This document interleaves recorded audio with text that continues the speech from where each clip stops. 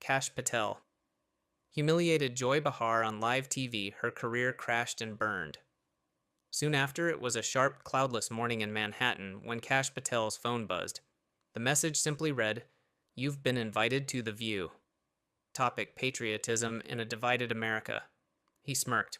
Obvious bait. The View wasn't a neutral arena. It was a coliseum of loud, liberal voices dressed up as daytime compassion. Still, he didn't flinch. Kash had faced bigger beasts than a studio audience and a panel of performers. His team, however, wasn't so sure. "They're setting you up," warned his advisor. Joy Behar is known for smiling while sharpening the knife. Kash adjusted the cufflinks on his charcoal suit, then let her swing. "I'll be the truth she can't laugh off." By the time his flight landed at JFK, Twitter was already sizzling. Liberal influencers sneered, "Why give airtime to Trump's enforcer?" Meanwhile, conservative voices warned, "Watch your back, Kash, they want blood." Backstage at ABC Studios, a stylist eyed him with careful disapproval. "Want a softer look, lose the tie." Kash declined with a half smile. "No, let's not pretend this is a casual chat. I came armored in fact, not fabric." Meanwhile, Joy Behar was pacing her dressing room, cue cards in hand, face tight with anticipation. "Let's shake things up," she said to a producer. "He's smart but not ready for this." The audience took their seats. Lights dimmed. The iconic View theme rang out. Then came the voice, "Please welcome today's guest, Kash Patel." The applause was a cocktail of curiosity and contempt. Kash walked in calmly, eyes clear, posture firm. Joy smiled as he sat, a smile with teeth. After the warm-up banter ended, Joy leaned forward, her tone dipping into smugness. "Kash, you talk about loving this country, but let's be real, your name, your faith, Hindu, right, Brahmin. You don't exactly fit the picture of the average American patriot." The room twitched. A few uneasy chuckles. One camera operator actually paused. Kash blinked slowly. "Interesting. Do you think love of country comes with a certain shade or religion? Maybe only certain Americans get to be patriotic?" Joy didn't back down. "I mean, come on. India and America have never exactly been best friends, and frankly, children of Brahmins don't grow up pledging loyalty to Jesus. So tell us, how can someone like you really serve America or even believe in it?" The gasp that followed wasn't scripted. Kash didn't blink. He didn't rage. He didn't mock back. He just smiled. "You know, Joy, you just said out loud what so many condescending elites whisper behind closed doors. You look at my skin, my name, my faith, and you see a guest in your country. But I was born here. I bled for this country. And while you were playing talk show patriot, I was briefing troops who actually fight for it." The crowd shifted. The studio producer whispered frantically into an earpiece. Joy opened her mouth, but nothing smart came out. Kash leaned in. "What you call foreign, I call freedom. Because here's what you don't get. My parents came here, legally worked 3 jobs, and raised a son who defended this nation with more loyalty than the last 5 senators you've fawned over on this couch." Applause began. Not thunderous, but steady. Real. From both sides of the aisle. Joy's grin cracked. And Kash wasn't done. He pulled a folded page from his inside pocket. "I brought receipts. From the time you said on air that conservatives just pretend to love America while oppressing others." That was cute. "But let me tell you something, Joy. Pretending is wearing a flag pin on TV while mocking faith and service behind the scenes." She laughed nervously. "You're dramatic." He smiled again, a little colder. "And you're exposed." The camera cut to commercial, but America had already tuned in. The commercial break ended, but the tension didn't. The lights came back on the audience, still murmuring. Joy Behar adjusted her chair, gave a forced smile, and looked into the camera. "Welcome back. Things got passionate before the break. Let's cool things down." But there was no cooling down. Not now. Kash Patel sat there, composed as ever, hands folded, that quiet stare that had already begun to unnerve Joy. He wasn't there to entertain. He was there to expose. Joy turned to him. "Kash," she said, with the cadence of someone trying too hard to sound calm, "let's talk about unity. You talk a lot about patriotism. But isn't it true that when you work for someone as divisive as Donald Trump, you're not really helping bring the country together?" It was the classic pivot move away from the earlier firestorm and reframe the battlefield. Kash didn't take the bait. Joy, he said slowly, unity doesn't come from pretending to agree. It comes from being honest even when it's uncomfortable. I worked for someone who believed America should come first, not Hollywood, not Brussels, not Beijing. That offended people like you, but it inspired millions who felt forgotten. Joy chuckled sharply. Oh, please. Inspired or inflamed. We saw the riots, the division, the chaos. And yet, Kash replied, I don't remember conservatives torching downtown Portland for months. I don't remember Trump supporters shutting down college speakers with bullhorns and bike locks. Your side confuses destruction with dissent. Applause erupted. Not massive, but enough to rattle the host. Joy's eyes narrowed. She reached for the nuclear option. You talk about faith and values. But I have to ask Kash. Your necklace, is that a Rudraksha bead or something, Hindu Brahmin, right? She said, mockingly. That's not exactly what I'd call mainstream American faith. I mean, you don't believe in Jesus, and let's be honest, kids raised in Brahmin households aren't exactly known for serving God and country. Silence. You could feel the oxygen leave the studio. The audience froze. Even the sound guy leaned away from his board. One of the producers offstage mouthed, "Oh no." Kash stared at her, then calmly touched the small beaded pendant around his neck. His voice dropped half an octave. I served this country in ways you can't begin to understand. I didn't inherit a platform to mock others. I earned a clearance to protect them. Joy tried to interrupt, but Kash lifted a finger slightly. You want to talk about faith? Joy, let's talk. My ancestors didn't arrive on yachts, they came with nothing. And instead of complaining, they worked. They prayed. They taught me that serving your nation is a form of worship. You confuse Christianity with virtue as if God only speaks in English and votes blue. The crowd stirred. But here's the real insult, Kash continued. You didn't just question my beliefs, you questioned my loyalty. You said in front of America that because I don't fit your stereotype of patriotism, I must not love this country, that my religion disqualifies me from service. Joy's smugness was evaporating, replaced by something rarer discomfort. Kash leaned slightly forward. Let me be clear. I would die for this country. Would you die for your ratings? Thunderous applause. Joy Behar sat stiffly, face-stone still. She tried to smile, but it came out crooked. One of her co-hosts coughed. Another looked down at her cue card, pretending to read something. Kash wasn't done. You ask how I, a Hindu, can serve a Judeo-Christian country, and my answer is this, because America is not a religion. America is a promise that people from anywhere believing anything can rise if they work, if they contribute, if they care. A man in the audience stood and clapped. Kash turned his head slightly toward the crowd. You don't have to like me. You don't even have to agree with me. But what you will do is stop pretending that patriotism is skin deep or faith specific. You will not hijack what it means to love this country just because I don't pray your way. Joy tried again. Okay, we get it. You're passionate, but there's still a record here. You've defended someone, Trump, who's been accused of racism, misogyny, you name it.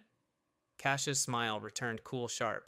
You mean unlike your colleague Whoopi, who once defended a man convicted of child assault on this very stage? Or like you, Joy, who wore blackface in the 70s and laughed about it? The audience gasped.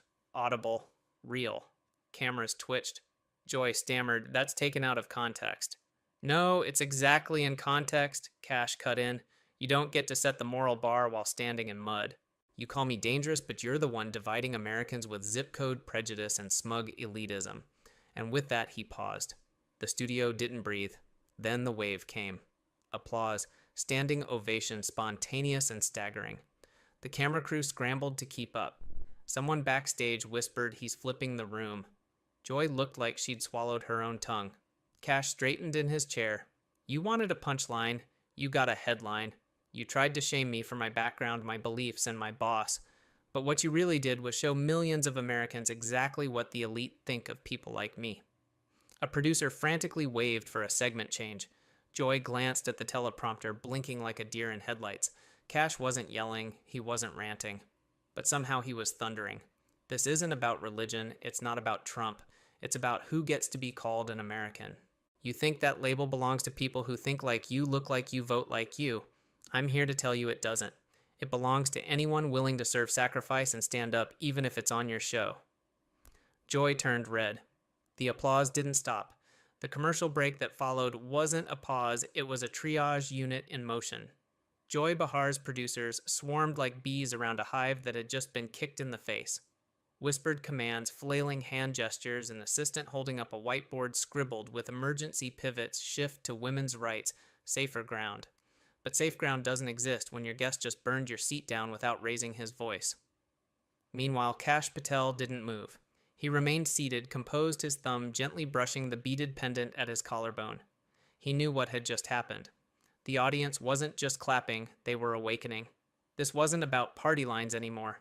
It was about the raw clarity that silence couldn't ignore.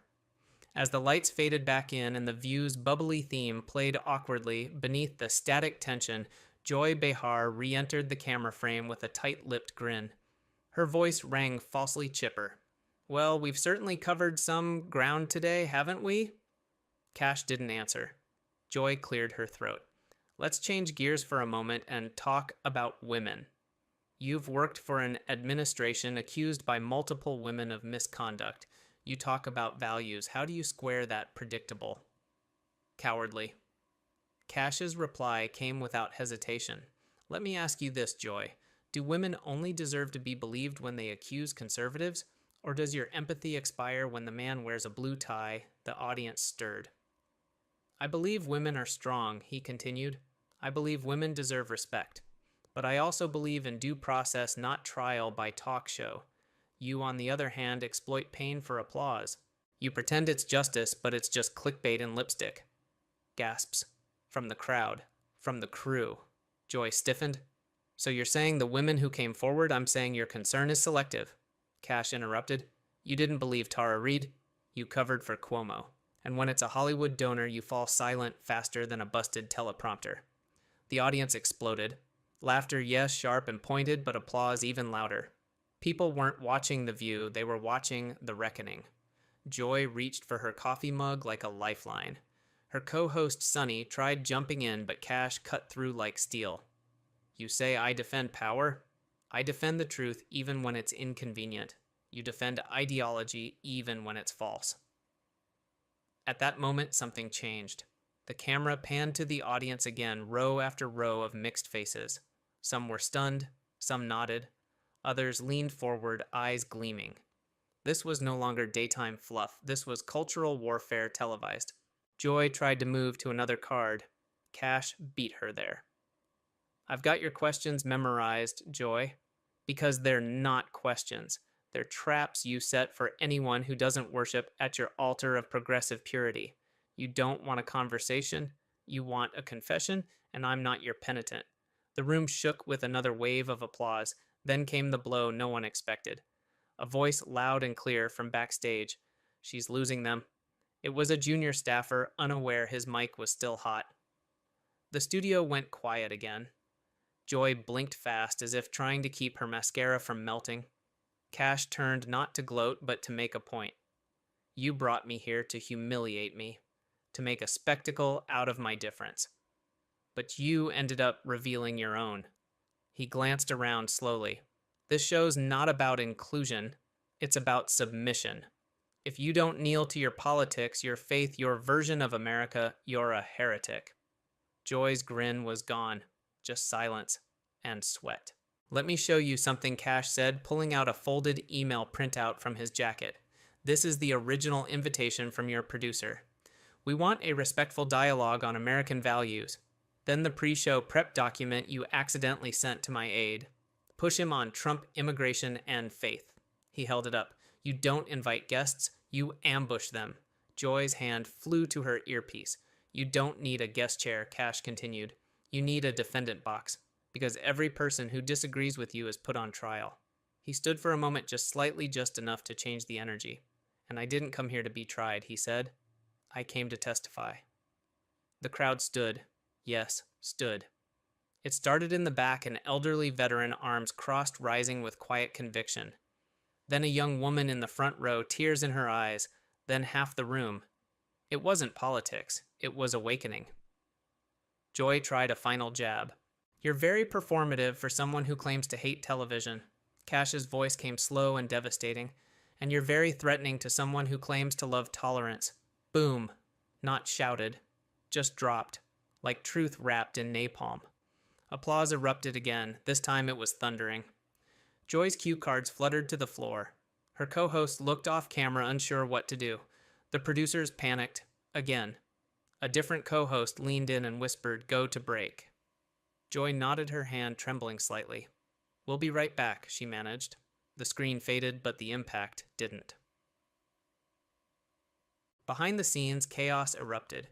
One producer slammed a folder onto the control board. "We've lost the audience," he growled. The social media team scrambled to contain what couldn't be contained. Kash Clapp's back was trending in real time. TikTok had already clipped the moment he said, "I came to testify." It was everywhere. Fox News, retweets from Elon, Substack thick pieces, moderates writing, "I don't like him, but he's right." Meanwhile, back on set, Joy sat frozen. The laughter she relied on, the rhythm she mastered, the superiority she wore like perfume gone. Kash simply returned to his chair and waited. Calm. Ready. Not for applause, but for the next question, and the next lie, and the next moment of truth. The screen faded to black, but the storm behind the scenes roared louder than ever. In the control room, phones rang nonstop. Joy Behar's head producer barked orders into his headset. "We need to reframe this. Now." A frantic intern pushed a tablet into his hands, displaying the top trending hashtag #CashOwnsTheView. Underneath it, millions of comments, memes, GIFs, all showing Joy Behar in slow motion blinking as Kash Patel torched her script live on her own stage. Back on set, Kash sat composed in the guest chair, legs crossed, hands steady. His pendant caught the lights, once again not as decoration, but as a symbol. Joy had tried to mock his faith, reduce it to an exotic stereotype, and it had exploded in her face. He hadn't needed to retaliate with rage. He had used facts, restraint, and clarity. And now he had the room. When the cameras returned, the audience was already buzzing. Viewers at home didn't see the nervous pacing, the whispered curses, or the cue cards being rewritten in real time, but they felt the shift. Something had broken. Joy Behar's voice trembled slightly as she returned to air. "We've had a lively discussion today. Let's refocus on policy, shall we?" Kash leaned forward with a calm smile. "Absolutely. I love policy. It's not emotional. It's not personal. It's true by numbers, and something tells me your producers didn't expect I'd bring my own." He pulled a folder from his lap and opened it slowly, theatrically. The audience leaned in. "Let's talk immigration," he said. Joy claims compassion, but what she ignores is the data. Under the previous administration, illegal border crossings dropped by 78% year over year. Drug seizures up by double digits, human trafficking rings dismantled weekly. He looked straight at Joy. "But those aren't the headlines you like, are they?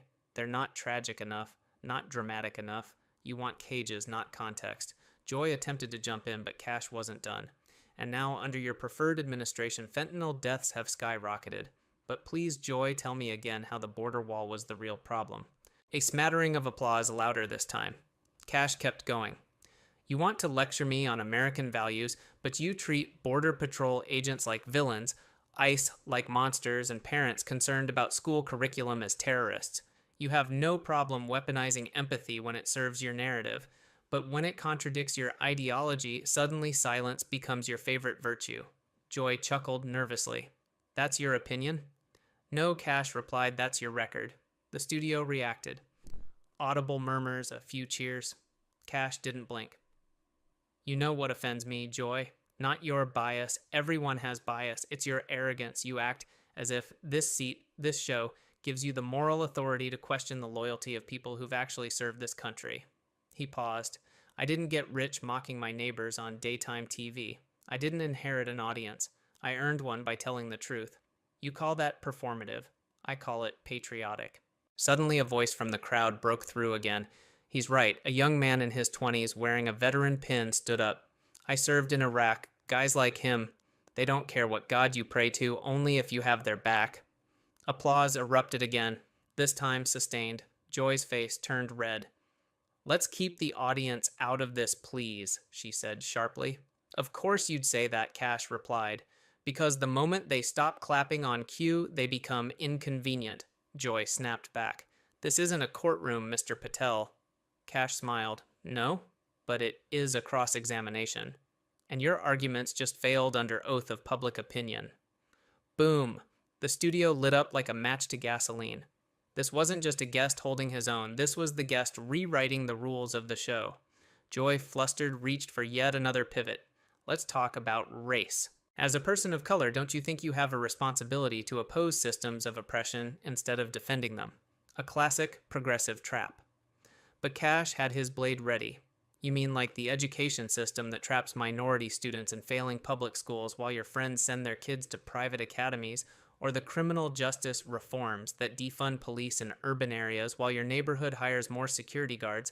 Cash leaned forward again, eyes sharp. You want to talk about race, Joy, fine. I'm the child of Indian immigrants. I've faced racism, but never once did I blame the flag. I blamed the bigot, because I know the difference between a flawed system and a flawed person. You don't. Joy opened her mouth. Nothing came out. Your version of anti-racism, Cash continued, is just self-loathing wrapped in self-congratulation. You teach young minorities to hate their own country, then you wonder why they feel powerless. That's not progress. That's poison. Standing ovation. Again. The audience had switched sides permanently. The producers waved frantically to cut to commercial. The control room screamed, fade out, fade out. The screen went black, but the damage was done. Backstage, it was a war zone. One PR assistant cried in the hallway. Another scrolled Twitter where even verified liberal accounts were posting, "Did Joy just get intellectually destroyed?" On her own set. In her dressing room, Joy slammed her mug on the counter. "Who booked him?" she shouted. "Your senior producer," her assistant mumbled. "Well, she's fired." In another room, Kash Patel quietly rehydrated, speaking to no one. He didn't need a post-game huddle. The scoreboard was clear. One guest, one message. One dismantling of an empire built on smug superiority and filtered applause. His phone buzzed. A message from a sitting senator. "You just nuked the View." He smiled, not out of ego but precision. Mission accomplished. As the crew began to reset, Joy received a producer note she didn't want to see segment canceled. We've lost them. And for once in her career, Joy Behar didn't argue. The clip hit the internet like a political earthquake. Within an hour of airing, the confrontation between Kash Patel and Joy Behar dominated every feed, headline, and group chat. From Facebook to TikTok, from Fox News to Reddit threads titled "Kash Shuts It Down the Moment" had leapt from television drama to full-blown cultural war. Trending hashtags exploded: faith not filters, Kash first, The View, Behar blunder. Conservative influencers hailed Kash as the voice America didn't know it was waiting for. Moderates leaned in. Even a few liberal pundits, albeit reluctantly, admitted that Behar had been caught with her mic down and her assumptions exposed. In DC, senior staffers circulated the clip in group messages with one-word captions, "legendary." One CNN analyst tweeted, "This wasn't just a takedown. It was a takedown without rage." That's rare. Over at MSNBC, anchors scrambled to spin the moment. Maybe Kash Patel rehearsed this. Maybe it was theater. But the tone sounded less like confidence and more like containment. Meanwhile, Kash remained silent. No tweets, no follow-up statement, nothing. Because the moment didn't need his voice anymore. It had already echoed far beyond. At a gas station in rural Missouri, a retired mechanic watched the clip on his phone and muttered, "Finally, someone said it." In a cafe in Detroit, a group of Gen Z students debated whether Behar had crossed a line with the religious attack. One girl spoke up. She didn't just insult him, she insulted all of us who believed something. Across the country, pastors, soldiers, teachers, moms, immigrants all weighed in. The fire had caught. Backstage, Joy Behar's team was in shambles. Staffers argued about who failed to vet Kash's talking points. Her publicist begged her not to respond yet. "The longer we're quiet, the less oxygen we give." "This," he reasoned. Joy snapped. "Less oxygen, it's a bonfire. My name is trending for all the wrong reasons." That afternoon, The View canceled its next live segment. Official reason, technical realignment. The truth, panic. Ratings from the first hour were already being pulled. Audience sentiment tracked negative, not neutral. Negative. For Joy. Meanwhile, Cash's office in D.C. was overwhelmed. Booking requests poured in. Hannity, The Megyn Kelly Show, CNN, even NPR reached out. His assistant Anna looked up from the phone. "You're being called a cultural moment." Cash raised an eyebrow. For telling the truth, Anna shrugged, for not apologizing for it. That night, he appeared on Fox, calm, composed, still no gloating. "I didn't go on The View to win a fight," he told the host. "I went because someone needs to remind Hollywood that patriotism isn't performance, and faith, real faith, isn't a punchline." By morning, the ripple had become a wave. Talk radio exploded. Conservative stations aired the full audio multiple times. Liberal hosts were split, some attacking Cash as calculated, others quietly conceding that Joy had gone too far. Even The Atlantic ran an op-ed titled "When the Guest Becomes the Mirror." The subhead, "Kash Patel didn't dismantle Joy Behar. He reflected on her." A viral TikTok video juxtaposed Joy's attack on Cash's religion with footage of her past comments mocking evangelical Christians. Caption, "So it's not just Hindus she mocks." Got it. It reached 5 million views in 6 hours. At a Sunday church service in Georgia, the pastor quoted Cash's on-air response in his sermon. "Faith is not a costume," he said, echoing Cash. "It's not a weapon. And when it's mocked, we don't need fury. We need clarity, just like he gave." The congregation applauded. Back in New York, The View's executive team was desperate. They drafted a vague apology. It read, "We strive for respectful discourse. Sometimes passion overtakes phrasing. It was weak. Everyone knew it. Joy refused to sign it." "I'm not saying sorry for being honest," she growled. "You weren't honest," a producer muttered. "You were mean." But the story wasn't fading. At Columbia University, a professor of communications led a class discussion about the exchange. What happened here wasn't just a clash of opinions, he explained. It was a clash of assumptions. One side came with ideology. The other came with experience. A student added he didn't have to shout, that's what made it powerful. Another chimed in, he made her look out of touch, like she doesn't get people anymore. Exactly. That was the real damage. Cash hadn't just won the argument. He had exposed something deeper that a whole class of elite voices, the Joys, the late-night comedians, the clickbait journalists, had grown too used to sneering down instead of speaking across. They weren't prepared for someone who didn't play by their rules, who didn't crave applause, who didn't need validation from their echo chamber. They weren't prepared for someone like Cash. Sponsors noticed too. One by one, brands behind The View began issuing statements. "We support respectful dialogue. We believe in inclusion." Behind the scenes, 2 major sponsors pulled future ad slots, a quiet but significant shift. Because for the first time in a long time, daytime TV wasn't just about cooking tips and celebrity gossip. It had become a battleground for the soul of the country, and Kash Patel had drawn a line. By week's end, he delivered a speech at the Liberty Forum in Texas. No teleprompter, no handlers. "I didn't ask to become a symbol," he began, "but I won't apologize for becoming one either." He paused. "People like Joy want you to think your faith makes you backwards, that your patriotism makes you a threat, that your silence means surrender. But I'm here to tell you it doesn't." The crowd rose to its feet. He continued, "If defending my country and honoring my beliefs makes me a target for mockery, then mock away. Because every time they laugh at you, they reveal how afraid they are of your strength." Another standing ovation, louder this time, real. He walked off stage without waving, without smiling, just focused. Backstage, his aide whispered, "They're calling this the Cash effect." He nodded. Not interested in effects, interested in change, and change, it seemed, had already begun. The Cash effect didn't fade. It is rooted. 3 days after his Liberty Forum speech, Cash's office received over 30,000 emails, more than half from people who didn't even vote his way. Teachers, veterans, immigrants, even atheists. One wrote, "You didn't defend religion, you defended dignity." Across the country, school boards cited his words in debates over classroom speech. In Iowa, legislation was introduced protecting workplace religious expression, its preamble. Quoting Kash verbatim, faith is not a costume. It's not a weapon. Meanwhile, Joy Behar remained silent.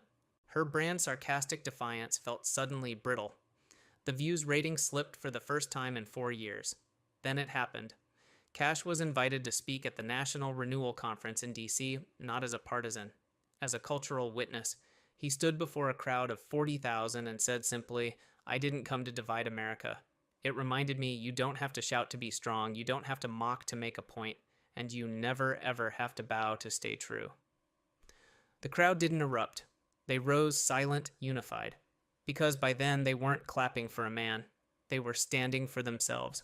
Kash Patel destroys The View. Hot. The View, frozen on live TV. Kash Patel went on The View expecting tough questions, but the hosts came to ambush him. What they didn't expect, the crowd siding with him. In just minutes, the mood flipped. By the end, one voice stood tall, and the others were left stunned. Stay tuned to see the moment that turned live TV upside down.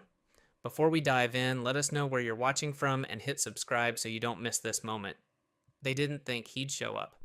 When the doors to the studio opened and Kash Patel stepped onto the set of The View, you could feel it. Something was different. The kind that hits just before a thunderstorm breaks wide open. The co-hosts straightened their notes. Whoopi Goldberg, expression unreadable, leaned forward. Joy Behar whispered something to Sunny Hostin, who nodded, eyes fixed on Patel like a chess player waiting to make her first move. Everyone watching knew this wasn't going to be a casual, and the hosts were ready to bring heat, but when Kash Patel sat down, he didn't flinch. No smirk, no smugness, just quiet composure. He greeted them calmly, eyes scanning the table as if he were walking into a deposition rather than daytime television. The first few minutes, cordial, predictable, but underneath you could sense it, the tension crawling beneath every word. They started with small talk. His past with the FBI, his role in national security, but the smiles were tight. Everyone was waiting for the shift. And it didn't take long. "So, Mr. Patel," Whoopi began, "you've said some things about media accountability that raised eyebrows. Some say you're flirting with censorship. Where exactly do you draw the line between free speech and control?" That was the opening volley. The crowd hushed. Cameras zoomed in. Patel didn't blink. "I support the First Amendment," he said evenly, "but that doesn't mean we turn a blind eye to deliberate misinformation. Freedom comes with responsibility, especially for those who shape public opinion every day." There it was, a flicker passed across Joy's face. Sunny leaned in, pressing next. "But who decides what counts as misinformation?" she asked, sharp now. "Because some would say you have a history of pushing narratives that turned out to be not entirely factual." Now the gloves were off. The next 30 seconds felt longer than most interviews last because Patel didn't rush. He looked at Sunny, then at the crowd. "I think that's exactly the conversation we need to be having," he said. "Not shouting matches, not labels, actual uncomfortable conversations like this one." It was subtle, but a murmur rippled through the audience, and right. Then something shifted. You could see it in the body language. The hosts expected deflection, maybe defensiveness, but instead, they got poised. That's when Joy fired back with a list. "You've defended people who've attacked the press. How can you claim to respect journalism when you've aligned yourself with efforts to undermine it?" He nodded. "You're right to ask. I respect journalism. I just don't respect lies packaged as news. And I think every American deserves the truth, even if it's inconvenient to the narrative." More murmurs, louder now. "But we're not even close to the moment that will leave the entire table speechless. That part comes later, and when it does, the reaction won't just be audible, it'll be undeniable. A line will be drawn live on national television, and one unexpected sentence will flip the room upside down. Stick around, because what happens next nobody saw coming." It was clear by now this wasn't going to be a soft segment. Sunny adjusted her posture, leaned toward the mic, and said, "Let's talk about your time in the Trump administration. You've defended controversial actions spoken against certain media outlets and accused them of distorting facts. Are you saying you were above the distortion yourself?" The audience stirred. Patel didn't react right away. He glanced at the note card in front of her. He knew what was written on it, and he knew what she wanted. I'm saying nobody should be above accountability, he said calmly, including me, including you, including this network. Few people in the crowd laughed nervously. Whoopi raised an eyebrow. That's a bold claim. You think this show spreads misinformation I think every media outlet has at some point, he replied. What matters is what you do when you find out you got it wrong. Joy wasn't having it. She tapped the table. Let's not pretend we're all the same here. We have standards journalistic integrity. We don't push conspiracy theories. Kash tilted his head slightly, still composed. And yet many Americans believe they've been misled not just by fringe platforms but by trusted ones. That landed. It wasn't just what he said. It was how he said it. Not with fire, but with facts. Not with rage, but with resolve. Sonny jumped in. You worked on investigations that turned out to be politically charged. Do you regret any part of that? No, he answered, because the truth doesn't care about politics. I followed the facts even when they made people uncomfortable. Whoopi leaned back. You realize how that sounds, right? Like you're painting yourself as some kind of lone truth teller. Patel didn't miss a beat. I'm not asking to be painted as anything. I'm just asking for fairness. If we're going to scrutinize public officials, and let's include the media in that scrutiny too. The studio was unusually quiet. People were listening now. Joy crossed her arms. So you want journalists to be investigated, punished. I want accountability. If a government agency misleads the public, it faces hearings, oversight, consequences. Why should the media be immune when it holds so much power? There it was the moment the room felt colder. Sonny looked almost annoyed. But your version of accountability, doesn't it open the door to suppressing critical voices? Patel leaned in slightly, voice still level. Only if you think the truth is dangerous. That line didn't just hang in the air. It hit it. A pause, then a subtle reaction from the audience. Applause scattered at first, then louder. The host looked toward the producer, and they hadn't planned for this energy. Whoopi cleared her throat. 7. 10. Abruptly. Do you believe the agency is politicized? Kash didn't hesitate. Parts of it? Yes. And that should concern everyone, not just conservatives or liberals. The agency should serve the Constitution, not an agenda. And that's when the real pivot began. Not because he said something outrageous, but because people started agreeing with him, the crowd, the viewers, even some in the studio. It was subtle, but real.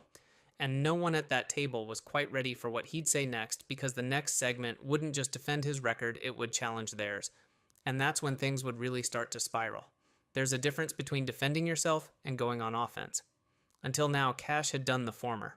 Calm, composed, careful. But as the questions became more pointed, something changed. He stopped absorbing. He started pressing back. Sonny leaned in again, her voice sharp. Let me ask you directly. Are you accusing this show us of being part of the misinformation problem in America? He looked at her. I'm saying this show reflects the larger issue, he replied. When a narrative fits your politics, it gets aired. When it doesn't, it gets dismissed or worse, mocked. You could almost hear the discomfort behind the camera. Whoopi folded her arms. That's not true. We've had Republicans here before. Yes, he nodded. And how were they treated? A low murmur rippled through the audience. Joy didn't wait. You come in here and act like you're the victim, but you worked for a man who attacked journalists on a daily basis. I'm not a victim, Patel said, keeping his tone steady. I'm just not afraid to say what a lot of people are thinking. That trust in the media is broken. And it didn't break itself. The tension was real. Now palpable, like someone had lit a match under the table. Whoopi tried to pivot. Let's go back to the FBI. You said earlier that it's been politicized. Are you claiming there's corruption at the top? He nodded. Yes, and it's not just my opinion. Internal whistleblowers leaked memos, congressional oversight committees. It's all public record. Sonny pressed harder. But aren't you politicizing it right now? You're on a political talk show, making bold claims with no evidence. I brought evidence, he said, but I wasn't asked about it. I was asked about my motives, my loyalties, my past, not the facts. He pulled a folded sheet of paper from his inner jacket, held it up. I have a list here, he continued, of retracted headlines, discredited reports, and false stories that were aired nationally and never corrected on this network. The table went silent. The audience perked up. Joy looked visibly irritated. You're doing this for a viral moment. I'm doing this, he said slowly, because I've sat through years of being called dangerous, dishonest, and extreme. And now I get 5 minutes to explain why I disagree, and I'm told I'm here for attention. That landed hard. Even Whoopi sat back for a moment. Patel placed the paper on the table, slid it forward gently. You don't have to read it now, he said. But I hope you will, and I hope the people watching will start asking why so many mistakes all seem to benefit the same political side. And just like that, the energy changed again. A few people clapped. More joined in. It wasn't just noise, it was a signal. The audience wasn't fully with the hosts anymore. Something had shifted, and the co-hosts felt it. They didn't say it, but their body language did. Suddenly, they weren't in control of the conversation. He was. And the next thing out of Patel's mouth would take the most seasoned host at the table completely off guard and for a moment even leave her speechless. But we'll get to that next because the look on her face, that was just the beginning. The paper still sat on the table. None of the co-hosts touched it. Not yet. But the audience saw it. The cameras saw it. And for the first time all morning, it wasn't a co-host who dictated the direction. It was the guest. Whoopi tried to recover. You've made your point, she said a little sharper than before. But this isn't a courtroom. This is a talk show. Kash smiled slightly. Then let's talk. Honestly, no scripts, just real questions and real answers. The crowd responded again, louder this time. Joy jumped in quickly, trying to reset the balance. Fine, let's talk. Honestly, you worked closely with officials who downplayed the press, who attacked journalists, who pushed falsehoods. How do you justify being part of that? Patel didn't blink. You're talking about politics. I'm talking about trust. There's a difference. But you were part of that political machine, Sonny cut in. Are you denying that? He leaned forward, voice still calm. I'm saying I worked in government, not in spin. I've spent my life chasing evidence, not applause. Then it came. The moment, the one no one saw coming. He turned to Whoopi. Let me ask you something, he said. The room went silent. You could feel the tension reset. The interviewer was about to be the one questioned. She hesitated. Go ahead. Over the last 5 years, Patel asked, how many times has this show issued a correction not after pressure but voluntarily when a guest or host made a claim that turned out to be false? That hit harder than anyone expected. Whoopi looked to her producers. No earpiece reply came fast enough. Joy tried to interrupt. This isn't about us. He didn't raise his voice. It is about you because millions of people listen to what's said at this table. And if you demand accountability from public servants, why not from yourselves? The audience gasped, and for a beat, the table was quiet. Not defensive, not combative, just quiet because they didn't have a ready answer. Not one that would sound good at least. And that pause, 5 seconds, maybe 6, was longer than any speech. Finally, Whoopi spoke slower now. That's a fair question. I don't know the number. That's all I needed to hear, he said. The audience clapped again. This time it wasn't polite. It was decisive. For the first time, the View felt like it wasn't controlling the message. It was responding to it. Sonny regrouped quickly. You're holding us to journalistic standards, but we're commentators. We have opinions. And opinions are powerful, he replied, especially when they're broadcast as fact. It wasn't just what he was saying, it was how he stayed composed, deliberate, as if he wasn't performing, but exposing something they hadn't prepared for. It rattled them.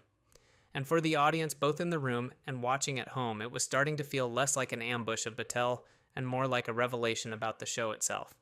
But Kash wasn't finished because in the next part of the conversation, he'd make a claim that drew a line straight from the press to the public trust crisis in America.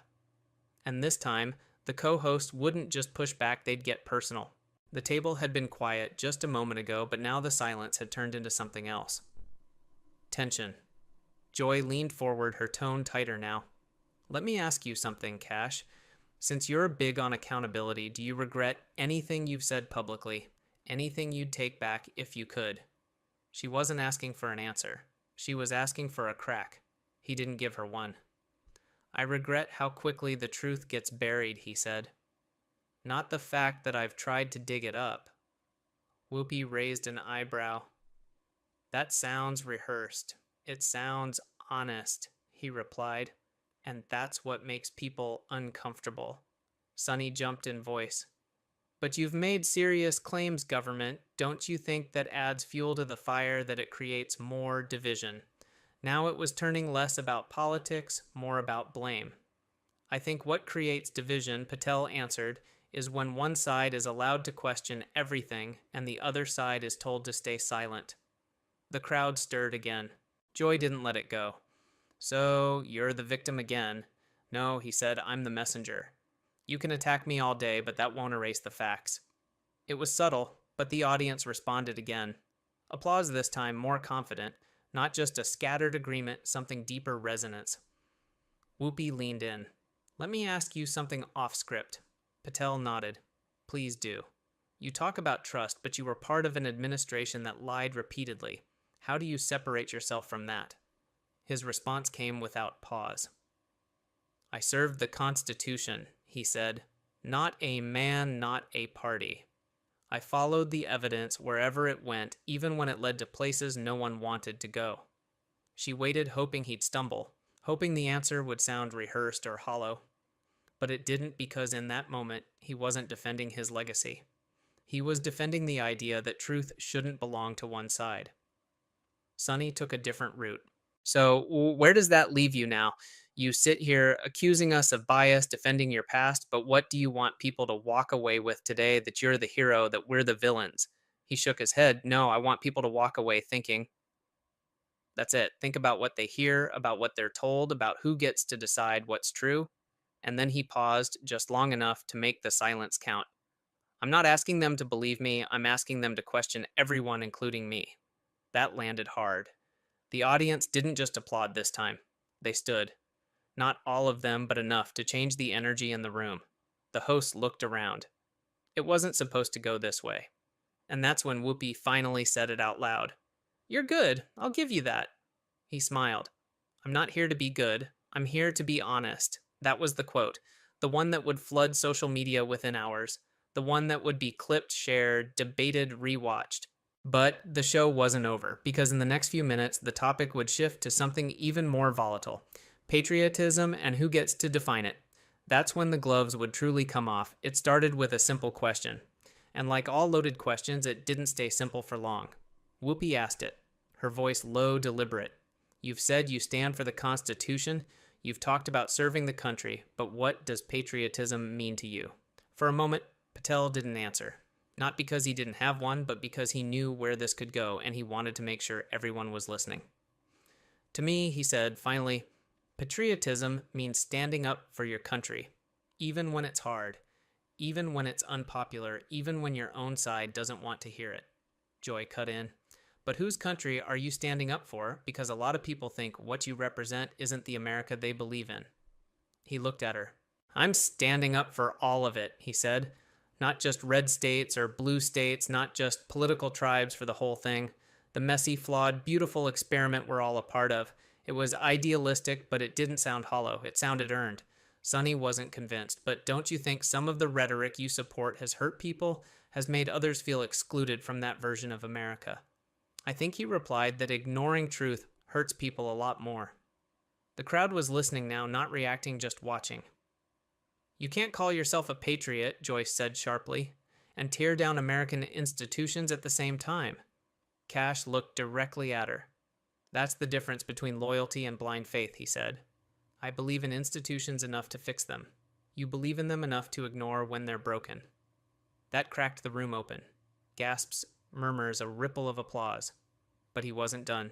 You want to talk about patriotism, he said, voice rising just slightly now. Patriotism isn't about waving a flag. It's about being willing to say, we can do better, even if it costs you something, especially if it costs you something. It was no longer a debate, it was a challenge. Whoopi leaned forward again. So who decides, who gets to define what better means? The people, he said, not pundits, not politicians, not hosts at this table. The people who wake up every morning, go to work, pay their taxes, and feel like no one's listening to them anymore. And then almost on cue, a woman in the audience stood up. Not a planted guest, not a producer, just a woman in a jean jacket. She didn't yell, she didn't disrupt. She just said loud enough for everyone to hear. Finally, someone saying it. The studio went quiet again. Joy looked stunned. Sonny said nothing. And for the first time, all segment Whoopi didn't jump in because that moment, unscripted, unplanned, did what no argument ever could. It proved the point. The conversation was no longer about him. It was about them, about the people who felt like their voices had been muted for too long. And Kash Patel had somehow cracked that silence wide open. But the segment wasn't over because the final round of questions wasn't about politics or patriotism. It was about power and who's really holding it. There was no applause this time, no laughter, just silence. That kind of silence that doesn't ask for your attention, it demands it. Joy was the first to speak again, but her voice didn't carry the same bite. "So what are you saying?" she asked. "That we're a part of the problem now." Kash didn't dodge it. "I'm saying that power doesn't always come from the people who hold office," he said. "Sometimes it comes from the people who hold the microphone." The audience shifted in their seats. Sunny crossed her arms. "We're not lawmakers. We don't write policy." "No," he said, "but you write perception, and sometimes that's even more powerful." Whoopi shook her head. "So now we're responsible for how people feel." "No," he said calmly. "You're responsible for what you say, just like I am. The difference is, when I mess up, there's an investigation. When the media messes up, there's a segment tomorrow and it all moves on." The audience was listening again, leaning in. Joy tried to steer it back. "Let's be real. You've said things that also shape perception. Don't pretend you're some outsider to the system." "I'm not pretending anything," he replied. "I've seen how it works from the inside, and I've seen how it looks when people abuse it from both sides." Sunny pressed harder. "So then, why come here? Why do this? You had to know how this would go." He nodded. "I came here because people deserve to hear something that wasn't cleared by a PR team. Because this room," he motioned around him, "is where a lot of people make up their minds on issues, on leaders, on what's real and what isn't." And then he turned it again. "But let me ask you something." The room froze again. Whoopi nodded slightly, signaling him to continue. "You've asked about my loyalties, my past, my mistakes. So now I'll ask, what's your responsibility to the public? When you know something's wrong, but it fits the narrative, do you say it anyway or do you stay quiet?" The question didn't come with malice. It came with weight, and that made it heavier. Joy tried to respond, but nothing came right away. Sunny looked at Whoopi. Whoopi looked at the crowd, and for a split second it was obvious. They didn't have a clean answer because it wasn't a yes or no question. It was the question, the one every powerful voice eventually has to face. Who controls the story and who pays when it's wrong? Kash didn't press. He let the moment hang. "I'm not saying you're bad people," he added. "I'm saying you have power, and power without reflection becomes control." That line hit hard. Even the camera operators seemed to slow their movement, sensing the shift. No one expected this, not from this guest, not on this show, but it was happening live in real time. And even if they didn't say it out loud, the audience felt it. The story wasn't going how they planned because it was no longer their story, it was his. But there was still one more topic they had to touch, one that none of the hosts wanted to mention, but knew they couldn't avoid: the politics behind the media. And once that came out, there would be no going back. Everyone at the table knew what was coming next. It was the part they usually avoided. Not because they couldn't talk about it, but because admitting it out loud meant stepping into a minefield. But now it was unavoidable. Joy tried to ease into it. "Okay, since we're talking about power and perception, let's talk about political narratives. You've made claims about media bias. Do you think this show has a political agenda?" He didn't hesitate. "Yes." That one word hit like a hammer. Joy blinked. "Just like that." Kash nodded. "Yes, just like that." Sunny jumped in. "So just because we have progressive values, you think we're biased?" He shook his head. "I think bias is when facts are filtered through ideology, and I think that happens here all the time." Whoopi leaned forward again. "We call out what we see, and what we've seen over the last few years has been dangerous rhetoric, conspiracy theories, and attacks on democracy. We're not going to pretend both sides are the same when they're not. I'm not asking you to pretend," he said. "I'm asking you to apply the same standard. If you're going to scrutinize one political side for disinformation, you have to be willing to call it out when your own side does it too." There it was. The very thing they didn't want spelled out, spoken plainly, calmly in front of a national audience. Joy fired. "Give us an example." He was ready. "The Hunter Biden laptop story," he said. "It was dismissed as Russian disinformation. Headlines labeled it a hoax. Social media platforms banned it, and this show, like many others, never corrected the record once the truth came out. That cracked something open. The audience stirred again, not with applause this time, but with tension, because people remembered Sonny countered. That story was unverified at the time. It was inconvenient at the time, he said, and that's the problem. Facts shouldn't depend on timing. Whoopi narrowed her eyes. So you're saying we suppressed it? I'm saying the media environment punished anyone who questioned the approved version of events, and when the truth shifted, no one was held accountable. Joy raised her voice, slightly. So what you want us to issue an apology right now? He shook his head. No, I want transparency. I want audiences to hear both sides, to be trusted with the facts, and to decide for themselves. And then he paused just for a beat. That's not left or right. That's freedom. The crowd erupted. Not polite applause, not obligated claps. Real reaction. Whoopi sat back, arms crossed, not angry, just recalculating because she knew what just happened. The audience had connected to his line, not theirs. Patel continued, quieter now. When the media acts like a filter instead of a mirror, it stops being journalism. It becomes influence. Another ripple. You could feel it. This wasn't just about politics anymore. It was about trust. And the people watching at home, they were asking themselves a question no show host could control. Have I only been hearing what someone else wants me to believe? The air was tight. The show was still live, but the conversation, it had crossed into dangerous territory. Because after this, there wouldn't be a clean ending, only a reckoning. And a little later, Kash Patel would say something that didn't just shake the studio. It would follow the hosts after the cameras stopped rolling. It was Whoopi who broke the silence this time, but her voice was different now, less defiant, measured. You've made your point, she said. You've said the media is broken, that this show is biased, that people should question what they hear. So what now? What's your solution? Patel looked across the table. His tone was calm, but his words were deliberate. My solution, he said, is conversation, not monologues, not echo chambers. Real, uncomfortable, face-to-face dialogue like this. He let it sit. I don't hate the press. I don't fear it. I just wanted to do better. Sonny leaned in. That sounds nice, but let's be honest. Most of what you're saying is going to be clipped, edited, twisted. He nodded. Probably. But people aren't stupid. They know when something's been manipulated and they're tired of it. Then he looked straight at the camera. I'm not here to change anyone's mind. I'm here to remind them they're allowed to have one. That was it. That was the line. And the one people would quote, the one the producers would replay in the highlight reels, even if they didn't want to.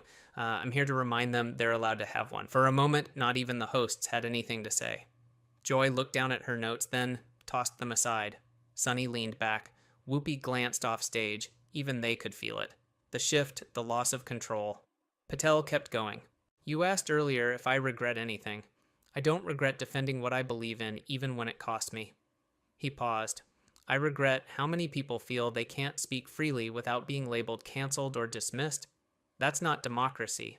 That's control dressed up as conversation. The crowd erupted again, louder than before.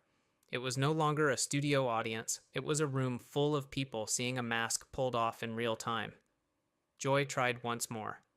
But don't you think platforms like this one at least try to give people space to speak? He looked at her gently. I think they give space to people who already agree with them. I think real disagreement makes them uncomfortable until today. That landed not with a thud, but with a weight, a truth they didn't want to acknowledge but couldn't deny. Whoopi sighed. So what happens next? We're just supposed to agree to disagree. Patel offered a faint smile.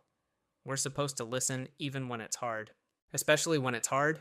The show was winding down. The segment was almost over, but the tension hadn't gone away because the damage or the revelation, depending on who you asked, was done. And when the closing music started playing, when the cameras began to pull wide for the exit shot, no one at the table quite knew what to say except him. Kash turned to the hosts one last time. Thanks for having me. He meant it, and they knew it. Because love him or hate him, he hadn't come to destroy. He came to disrupt, and he did. But one final moment was still ahead. One moment off script, off camera, and completely unscripted, that would leave even the producers scrambling to respond. And you'll hear about it in a little while. The show ended on time. The music rolled, the logo faded, the applause sign blinked, and the audience clapped. But it wasn't the same kind of applause as before. It wasn't obligatory, it wasn't forced. It was thoughtful, lingering, the kind that comes after people hear something they weren't expecting and need a moment to process it. The hosts stood up first, gathering their notes, avoiding each other's eyes. Kash Patel remained seated for a second longer. He wasn't rushing because he'd done what he came to do. When he finally stood, he looked toward the audience, not the hosts, and nodded. A simple gesture, but one that resonated. That's when it happened. A crew member, someone off to the side, not mic'd, not in the shot, walked up and whispered something to a producer. 3. The producer's head turned, fast eyes wide, scanning the room. They weren't watching the hosts. They were watching the crowd because something rare was happening. Audience members, unprompted, started walking down toward the stage, not to demand anything, not to protest, but to speak with him, to shake his hand, to say something quietly, as the cameras packed up and the stage lights dimmed. Joy saw it first. She stood frozen, watching, as 3, then 5, then a dozen people waited patiently to speak to a man they'd been told to distrust. Whoopi glanced over her shoulder. Sunny stayed silent, arms crossed, but her eyes followed them too. A woman in the front row touched "Here's the next story" Patel's arm and said, just loud enough for a few people to hear, "I don't agree with everything, but thank you for saying what nobody else will." He nodded. No cameras, no sound bites, just a moment of recognition. Backstage, a production assistant asked the floor manager if they should cut the feed from the behind-the-scenes camera crew. The answer, no. Keep it rolling. Because this wasn't just about a guest anymore. It was about a shift, a crack, something real. One of the assistant producers finally approached Patel and said, "You got people talking. That's rare here." He smiled. "That's the point." Moments later, the hosts reappeared off stage. Whoopi walked by without a word. Sunny offered a polite nod. Joy looked tired, not angry, just quiet. No one said it out loud, but everyone felt it. This wasn't a typical guest spot. This was going to echo because it wasn't about scoring points. It was about reclaiming space for questions, for doubt, for the audience's right to hear more than one voice. By the time Kash Patel left the building, the hashtags were already trending. Clips were circulating, but the most powerful moment, it didn't air. It didn't need to because the truth had already done its job. It challenged, it unsettled, and it stayed. So the next time the lights go up on that stage and a new guest walks out and the audience claps on cue, they'll remember the one time it didn't go the way it was scripted, and they'll wonder, what if the next one is just as unfiltered? What if the next one won't play along? And maybe that's exactly what they're hoping for. Here's the next story. Kash Patel faces Jimmy Kimmel's insults. His stupid career ended. Soon after the lights flared, the theme music blared, and the audience clapped on cue. It was just another Tuesday night at Jimmy Kimmel Live, but tonight's guest was not a movie star or pop singer. It was Kash Patel. Yes, that Kash Patel, former national security aide, frequent target of media mockery, and now apparently fodder for Jimmy's monologue. Please welcome a man who once advised Trump and now probably advises himself in front of a mirror, Jimmy quipped, flashing his signature grin. The crowd chuckled obediently. Kash walked on stage in a charcoal suit, not flashy, not defensive, just calm. Too calm for Kimmel's liking. They shook hands. Jimmy's grip was tight, Kash's was effortless. The tension didn't crackle, it hummed under the surface like a frequency only dogs and Twitter trolls could hear. So Jimmy began, "You were once a lawyer, right? Like actual law school, not YouTube, university." The audience laughed on cue again. Kash didn't blink. "Yes," he said smoothly. "And I passed the bar on my first try. Yourself." Jimmy's grin faltered for a millisecond. "Well, I didn't go into law. I went into comedy. Clearly the better paying field." "Depends on who's paying you," Kash replied. No smile. Just that eerie calm. The first wave of tweets began surfacing. Some cheered Kash for the comeback. Others called him smug, but none could look away. Then Jimmy leaned in for the jab he had saved for mid-segment. "You know, there's been some talk rumors, really, that your academic record isn't exactly, shall we say, Supreme Court worthy." Kash tilted his head. "I wasn't aware we were auditioning for that bench." Jimmy pressed on, voice now oozing faux curiosity. "Would you be willing, for transparency's sake, to share your full academic record, just so people know you're not winging it with national security?" There it was. the punch he'd been winding up since the opening joke. The room tensed. Even the stage manager stopped mid-cue. Kash didn't flinch. He gently placed his water bottle on the table and leaned forward. "You want me to show you my grades?" He said, each word deliberate, "because you think reading a transcript proves someone's integrity?" Jimmy blinked. The crowd was silent now. Somewhere backstage, a producer whispered, "He's not taking the bait." Kash continued, "You know what proves integrity, Jimmy? Doing your job while the country sets itself on fire and you're being called a traitor for trying to put it out. But sure, let's talk about who got a B in torts." A few soft claps erupted. They weren't from the laugh track. Jimmy tried to regain footing. "Come on, it's just a little academic transparency. If there's nothing to hide..." "If you're so obsessed with school," Kash cut in, "maybe we should start with yours. What did you major in, punchlines or performative outrage?" More claps. A sharp whistle from the upper row. Then came the twist. Jimmy, half chuckling, waved to the wings. "Well, you'll be happy to know we did our homework. We reached out to someone who claims to know your college record intimately. Let's bring him out." Cue dramatic pause. Out walked a silver-haired man with a leather folder. Slow, deliberate, like a judge entering a room where justice had just been mocked. Jimmy blinked twice. This wasn't a bit. The man reached center stage and extended a hand not to Jimmy but to Kash. "Mr. Patel, been a long time." Kash stood. No handshake this time, just a nod of respect. Jimmy tried to laugh it off. "And you are..." The man spoke into the mic with the tone of a funeral announcement. "Professor William Hart, former dean of the University of Texas School of Law. I taught Mr. Patel, and I'm here to correct the record." The crowd went dead silent. Jimmy froze, mouth half open. Kash took his seat again, hands folded. Mr. Kimmel, Professor Hart continued, "You wanted to embarrass someone on national television using hearsay. Allow me to introduce evidence instead." He opened the folder and held up a yellowed document. "This," he said, "is Mr. Patel's final paper, Equal Under Law, Unequal in Practice. It won the federal civil rights essay competition in 2013. He wrote it while his father was recovering from surgery and refused an extension. Said, and I quote, 'If I can't defend justice under pressure, I don't deserve to practice it.'" You could have heard a pin drop. Jimmy shifted in his chair. "Well, Professor Hart wasn't finished.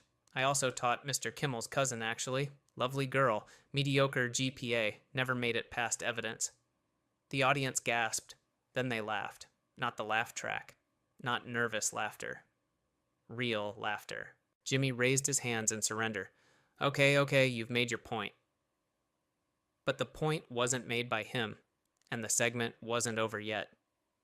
Kash Patel stood under the glaring studio lights of Jimmy Kimmel Live, the audience's laughter fading into a strange, almost suspicious silence. The night had begun with canned jokes, pre-approved applause signs, and Jimmy's usual self-satisfied smirk. But things had taken a turn, one that Kimmel clearly hadn't scripted. "So," Jimmy leaned forward, flipping through a stack of cue cards like he was searching for a punchline he had forgotten to rehearse, "do you think people should know where their lawmakers really stand? Say academically, I mean, we wouldn't want someone writing laws who couldn't pass middle school civics, right?" The audience chuckled, unsure whether to laugh or hold their breath. Kash Patel didn't flinch. He tapped his index finger slowly on the desk, his expression unreadable. Then he smiled slowly, dangerously. "Sure, Jimmy, but I assume you're applying that standard to yourself, right? Or are jokes exempt from scrutiny?" The crowd let out an ooh that rippled through the room like an incoming storm. Jimmy's eyes narrowed. "I'm not running for office."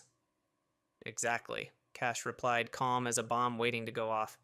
"But you are trying to influence how millions think. And if that's not more dangerous than a single vote in Congress, I don't know what is." Silence. Jimmy tried to pivot his voice, losing its mockery and shifting into something that smelled like nervousness. "Just saying, if someone's out here claiming to fight for the truth, we should at least know if they ever failed a test, right?" "Right," Kash said. "So let's test you right now." He reached into his coat and pulled out a manila folder. The audience murmured. Jimmy looked at it like it might bite him. "This," Kash continued, "is a little breakdown of your donation records. See, while you were mocking politicians who supposedly take money from dark sources, you quietly donated to several PACs connected to, oh, look, Silicon Valley billionaires and some media conglomerates you pretend to hate on air. The screen behind them suddenly lit up. Not comedy, a spreadsheet. Jimmy's team scrambled, but it was too late. The graphic stayed. Names, dates, amounts, logos. Where'd you get that? Jimmy asked the showman, mask slipping. Public records. You know those things journalists used to check before becoming late-night clowns. The audience gasped, and a few scattered claps emerged, likely from the confused or rebellious. Jimmy laughed nervously. This is supposed to be a comedy show, Kash. Right. And I'm laughing at the irony of being lectured on transparency by a man who hides behind punchlines. Producer red lights flashed. The segment was off script. The teleprompter blinked empty. Kash leaned in. But I'm not done. See, before coming here, I got a message from someone you probably forgot. Professor William Hart. Ring a bell? Jimmy blinked. Didn't think so. He taught both of us Jimmy. Law school, constitutional theory.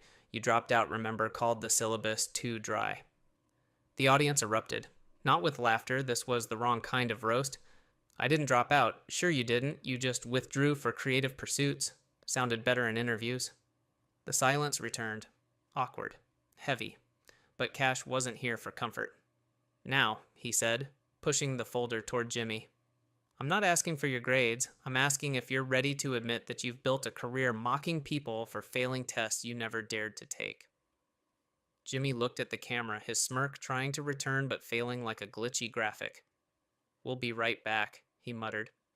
But they didn't cut to commercial. Someone in the control room had frozen. Or maybe they were just listening. Kash sat back in his chair, folding his arms. No rush. I'll wait. And the audience, now wide-eyed and strangely quiet for a comedy show, waited too. The silence hung like a dropped curtain. For a moment, Jimmy Kimmel just stared at the cue card in his hand, pretending to read something that wasn't there. A low cough came from the audience. A crew member gestured madly behind a camera. Nothing moved on screen. The show had slipped out of the entertainment lane and was barreling toward a full-on reckoning. Kash Patel leaned back, comfortable in the tension. Jimmy finally chuckled. You done with your TED Talk, Kash? Or should I get the chalkboard and let you diagram my sins? Funny you mentioned diagrams, Kash replied, because I brought one. The screen behind them flickered again, this time a flowchart. At the top, public persona Jimmy Kimmel. Below it, boxes linked with Arrow's sponsors' political donations, joke topics, silence on certain scandals, conveniently timed monologues. The chart wasn't flashy, but it was surgical. See this, Kash said. This is what hypocrisy looks like with a graphics team. Jimmy squinted. Did you seriously bring a presentation to a comedy show? You invited me, Kash said, and I'm just presenting what you didn't prepare for. The audience was divided now, half frozen, half grinning with a kind of vicarious thrill. For once, the smug host was not in control, and viewers at home knew it. From the shadows of the studio, someone cleared their throat, not a plant, not a heckler, a voice. He's got a point. Jimmy looked up, startled. That voice came from the crowd. A man stood up, early 40s, gray sweater, holding a law textbook. I was in Hart's class, too, the man said. Jimmy dropped out the week after our first mock trial, said it was all too procedural. Jimmy pointed a finger. All right, now we're just pulling random dudes off the street, random dudes who still have the emails, the man replied. He sat back down. The murmurs rose. Someone in the back yelled, Where's the punchline now, Jimmy? Another voice. Let him finish, Patel. Jimmy held up his hands. This isn't a town hall, it's a talk show. We do jokes. Then tell one, Kash snapped. Because so far the only joke here is that you pretend to be a moral compass for millions while you're ducking your own past like it's a subpoena. Laughter. Real laughter. From people who weren't supposed to be laughing. A producer's voice rang out from the booth. We need a break. But the cameras didn't cut. One of the operators locked eyes with Kash and nodded ever so slightly. Someone was going off script on purpose. Kash leaned forward, elbows on the desk. I'm not trying to bury you, Jimmy. I'm trying to remind people that power doesn't always wear a suit. Sometimes it wears a grin and hides behind irony. Jimmy's tone sharpened. Are you accusing me of brainwashing people with comedy? I'm accusing you of giving permission. permission to mock, dismiss, ignore, all while acting above the fray. A teenage girl in the front row raised her hand. "This isn't school," Jimmy said. "It should be," she replied, "because I just learned more in 10 minutes than in 4 years of watching you." A second ripple of gasps. Jimmy stood up. "All right, that's enough. You made your point. This isn't journalism hour. We'll go to commercial." Kash didn't move. "You're not used to being challenged, are you?" Jimmy's face tightened. "You want to be the hero here? Go ahead. But just remember, even heroes fall." "Then I'll fall standing," Kash said. "Unlike you, who's been kneeling to network executives your whole career." And then, as if conjured by destiny or brilliant timing, the studio door opened. In walked a tall mancaine and hand-silver hair neatly combed, carrying a worn-out leather folder. Professor William Hart. Gasps. Audible gasps. Jimmy froze. "No. Way." "Yes, way," Hart said, walking down the steps like a judge entering court. "And you're right, Mr. Kimmel. Even heroes fall. But so do frauds." The stage lights were dimmer now, as if even the spotlight sensed the shift in energy. Kimmel's confident smirk had faltered, and Kash Patel, still poised, leaned ever so slightly forward, elbows on the polished desk, fingers intertwined. Enter Professor William Hart, not with fanfare but friction. The audience didn't cheer, they gasped. A few recognized him most, Googled him instantly. The former dean of law at the University of Texas walked in with a cane, a slow gait, and a thicker presence than all the cue cards Jimmy Kimmel had ever relied on. Jimmy, ever the showman, adjusted his tie. "Well, this is unexpected," he said, trying to sprinkle humor over the embers of his burned credibility. Professor Hart didn't laugh. He didn't even blink. "I came to clarify something, Jimmy. Not because it's fun, because it's overdue." Kash didn't move, but the glint in his eye sharpened. "I taught law for 37 years," Hart began, voice firm. "And in those decades I learned a simple truth. Showmanship can carry a joke, but only substance can carry justice." The audience was silent. Somewhere backstage, a producer signaled for a commercial break, but the control room stayed frozen. No one dared cut. Mr. Kimmel Hart continued. "You made light of a man's record, asked about his credentials, questioned if he earned his place." Kimmel opened his mouth, but wisely closed it. "So let's talk about earning." Hart held up a document, not flashy, not framed. A worn, photocopied essay titled Counterterrorism and Constitutional Fracture, the Kash Patel. Brief. Gasps. The crowd's curiosity leaned forward like an incoming tide. Written during a semester where Mr. Patel was managing coursework, financial stress, and yes, clerking for a federal judge. Hart looked straight at Jimmy. No extensions. No excuses. Kimmel squirmed. The suit started to feel tighter. Professor Hart laid the paper on the desk between them. This essay won the National Law Student Award for Constitutional Insight in 2007. It's been cited in 5 Supreme Court briefs. And you just asked its author to prove he deserved a seat at your table. The audience was no longer laughing. They were listening. Hart wasn't finished. "Mr. Kimmel, you often hide behind punchlines, but fairness isn't a sketch, it's a structure. And you tried to knock it down with applause signs." Jimmy managed a grin, weak and wavering. "Look, Professor, this is TV, we tease, we poke," he said. "TV," Hart snapped, "is also where people learn. And when they hear mockery instead of merit, they believe that's the truth." Kash finally spoke. "Jimmy, you didn't ask me for a debate. You called for a performance, but you got substance and now you're choking on it." That line hit harder than any monologue. Somewhere in the audience, a young law student stood up. "No cue, no camera prompt. I'm here because I thought this was satire," she said. "Turns out the satire is how seriously people take clowns over scholars." Roar. Not laughter, applause. Kimmel didn't respond. He couldn't. A man made for punchlines had just been punched by facts. Backstage, a producer whispered, "We can't spin this." Hart turned to Kash. "You never needed to answer, because sometimes the best rebuttal is letting others reveal themselves." Kash nodded. Not proud, not smug, just done.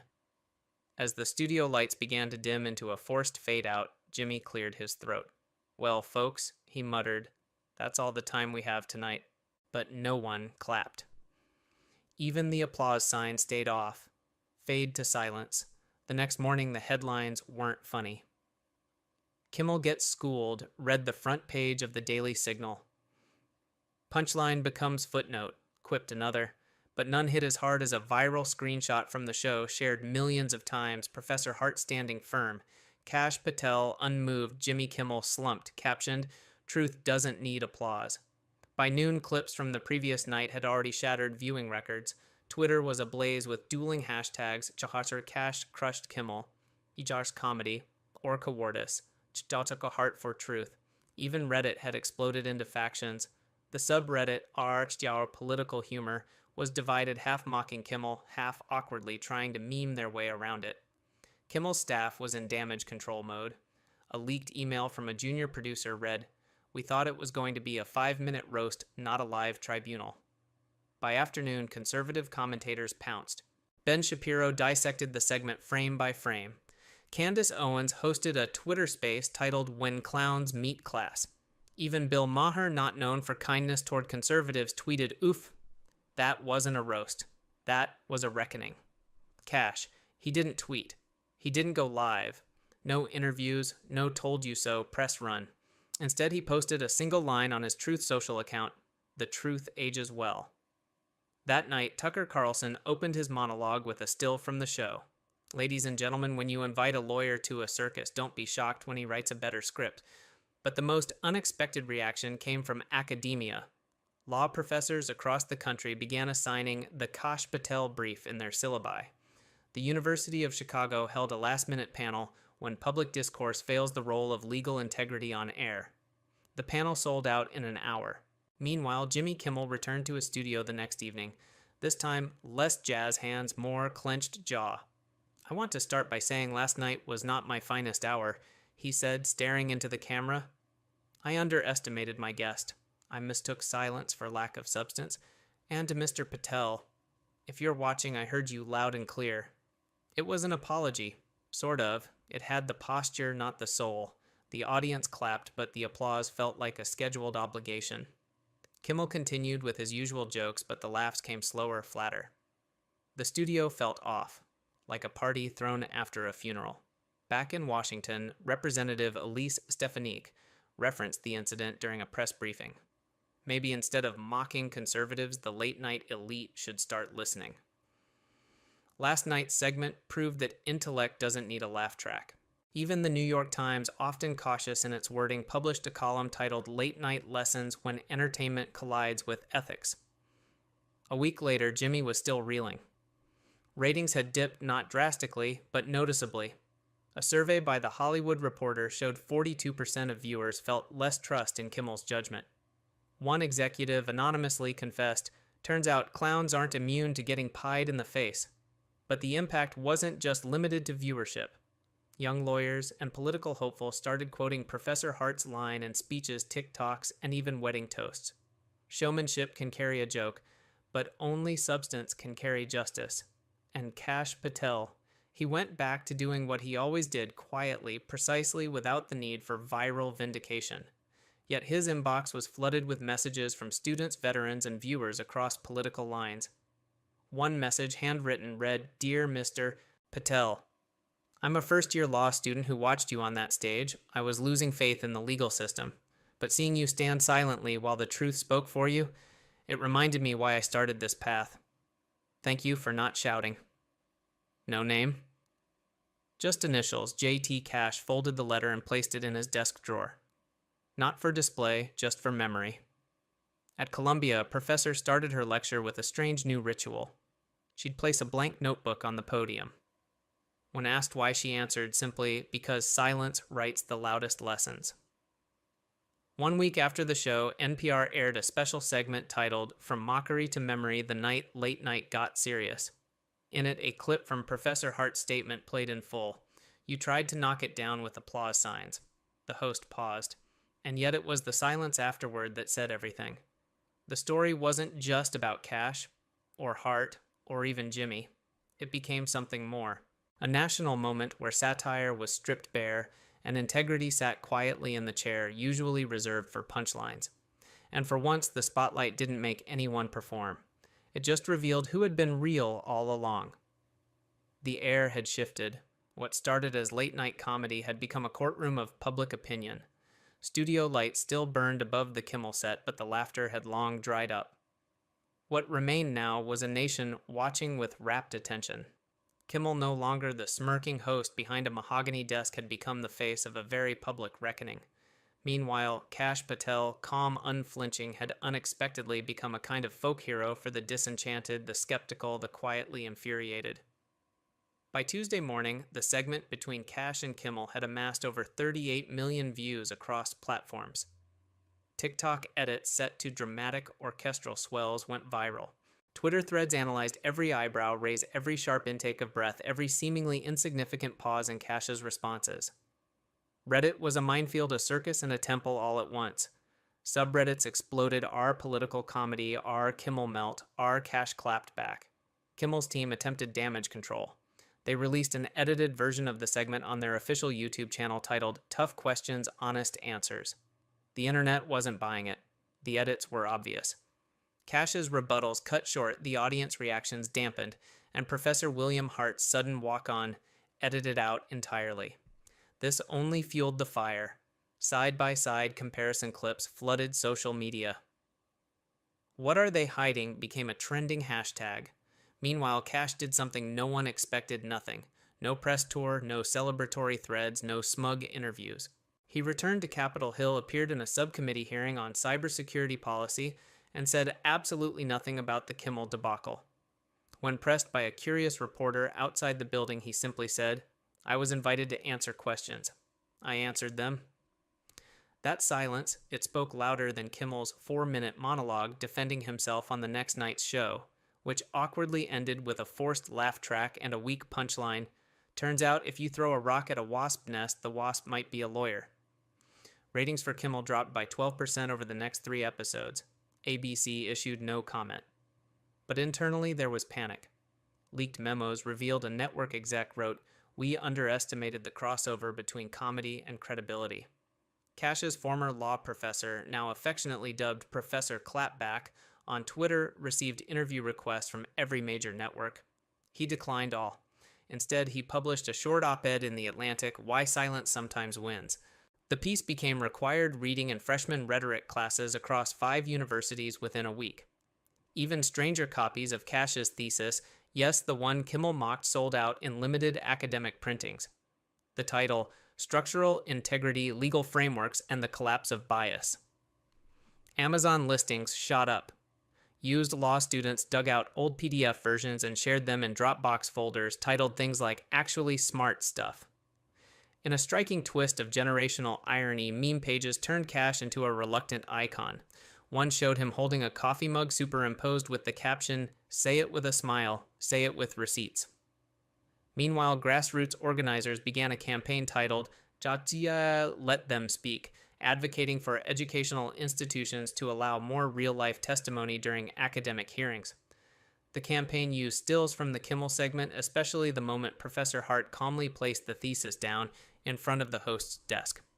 No dialogue, just that action. In classrooms and dorm lounges, debates raged not about partisan politics, but about what it meant to deserve a platform.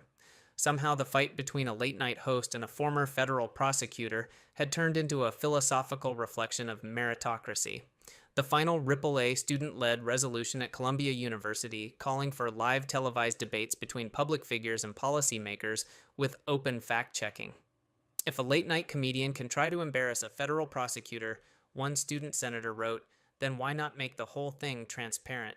Kimmel's next special, previously titled Late Night Justice, was quietly renamed Observational Humor.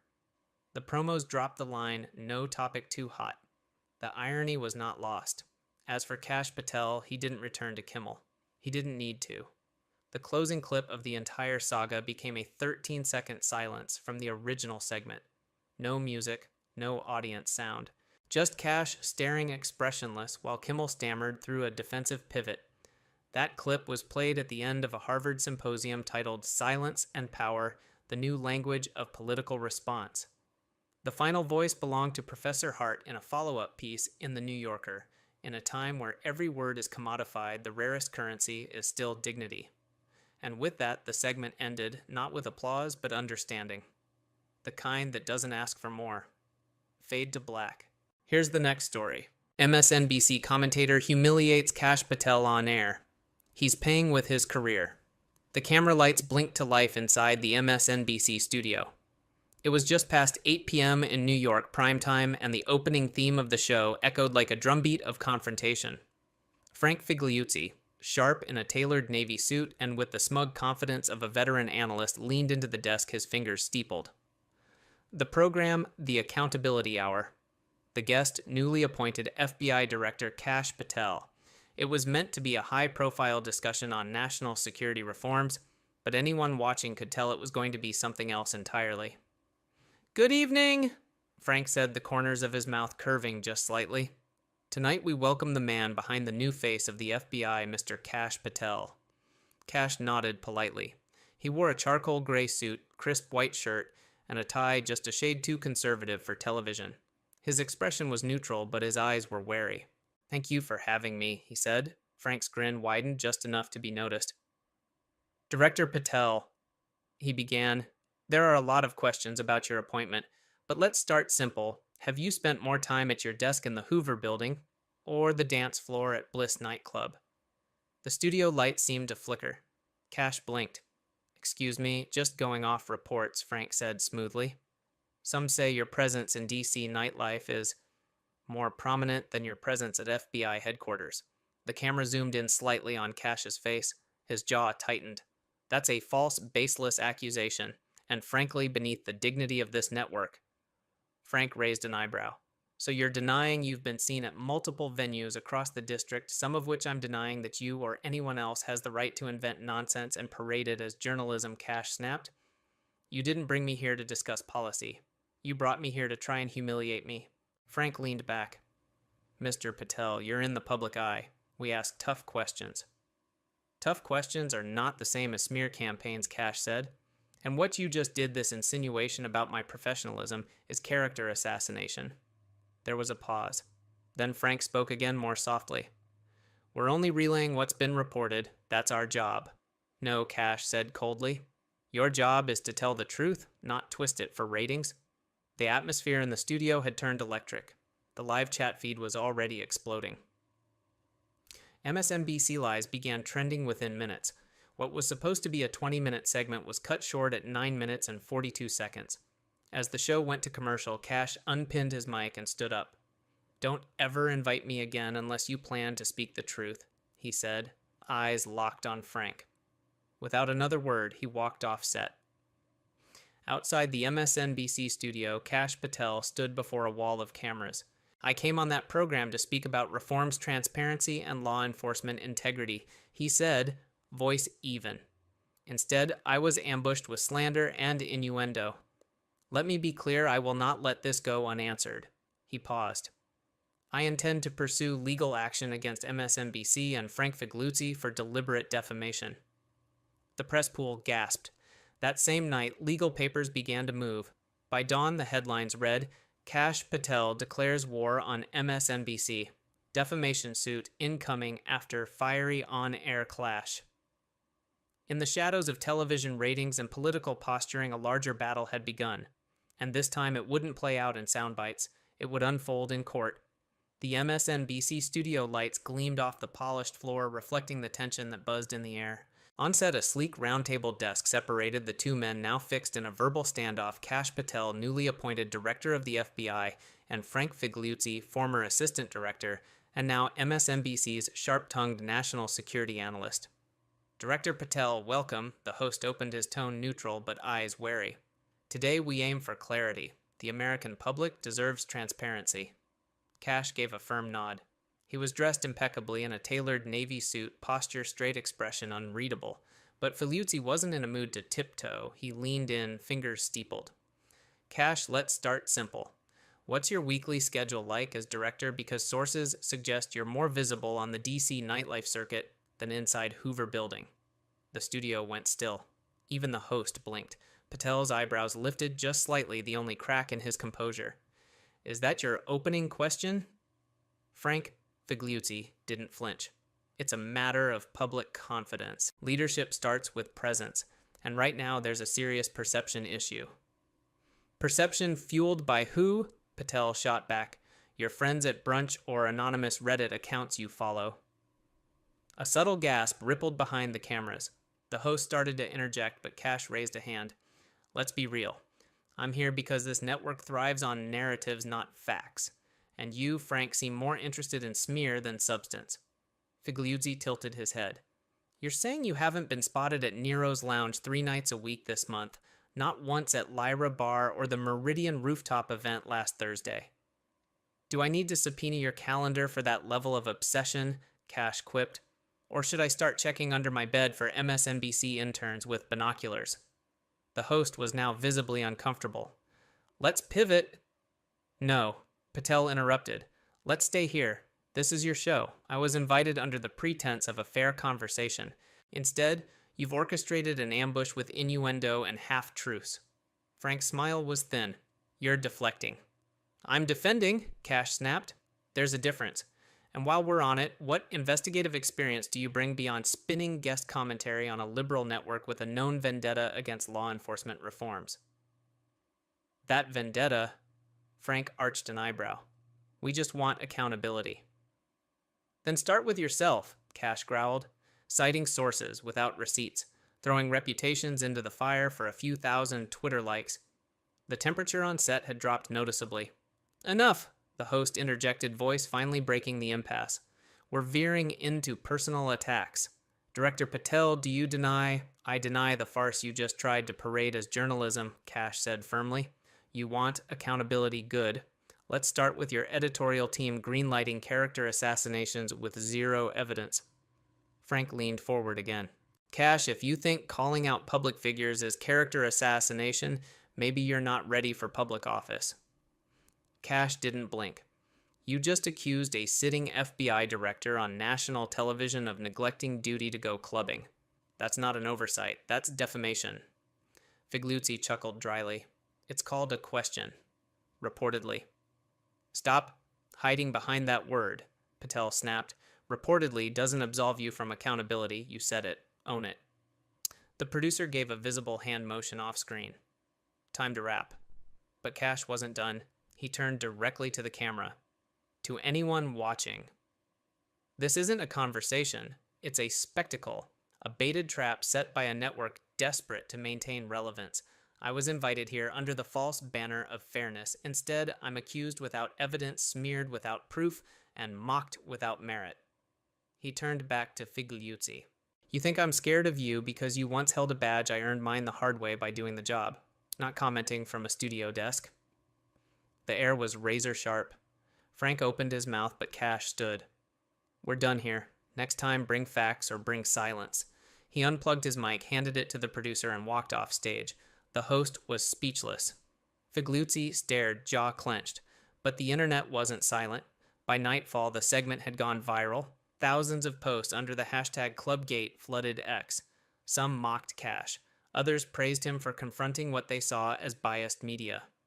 Hours later, a statement appeared from Patel's legal team. Today, Mr. Patel was ambushed on live television by a defaming, unverified accusation. No substantiating evidence was offered. As such, we are preparing a defamation lawsuit against MSNBC and Frank Figliuzzi for knowingly airing false and reputationally damaging claims. Shrey, Figliuzzi tweeted a cryptic reply, "When truth stings, some people sue." The next morning, MSNBC issued a quiet correction. During a recent broadcast, a statement was made regarding director Kash Patel's presence in nightlife establishments. We have not independently verified those claims and regret any confusion. The damage, however, was done. Cable news shows replayed the clip. Newspapers ran op-eds. Social media erupted into culture war debates. And Kash Patel's lawsuit paperwork was delivered to MSNBC's legal department before lunch. The headline that day on the New York Times read, FBI Director Sues MSNBC over defamation nightclub, claim sparks legal firestorm. It was no longer just a media moment. It was the beginning of a legal reckoning. It had been less than 24 hours since Kash Patel stormed off the MSNBC set, but the media whirlwind had already reached hurricane force. Cable networks across the ideological spectrum were running wall-to-wall coverage. On the left, anchors questioned Patel's temperament. On the right, they hailed him as a bulldog who stood up to media smear tactics. But on social media, where nuance dies and memes reign, it was all-out war. Hashtags like #NearCash, Claps Back, and MSNBC Meltdown trended globally.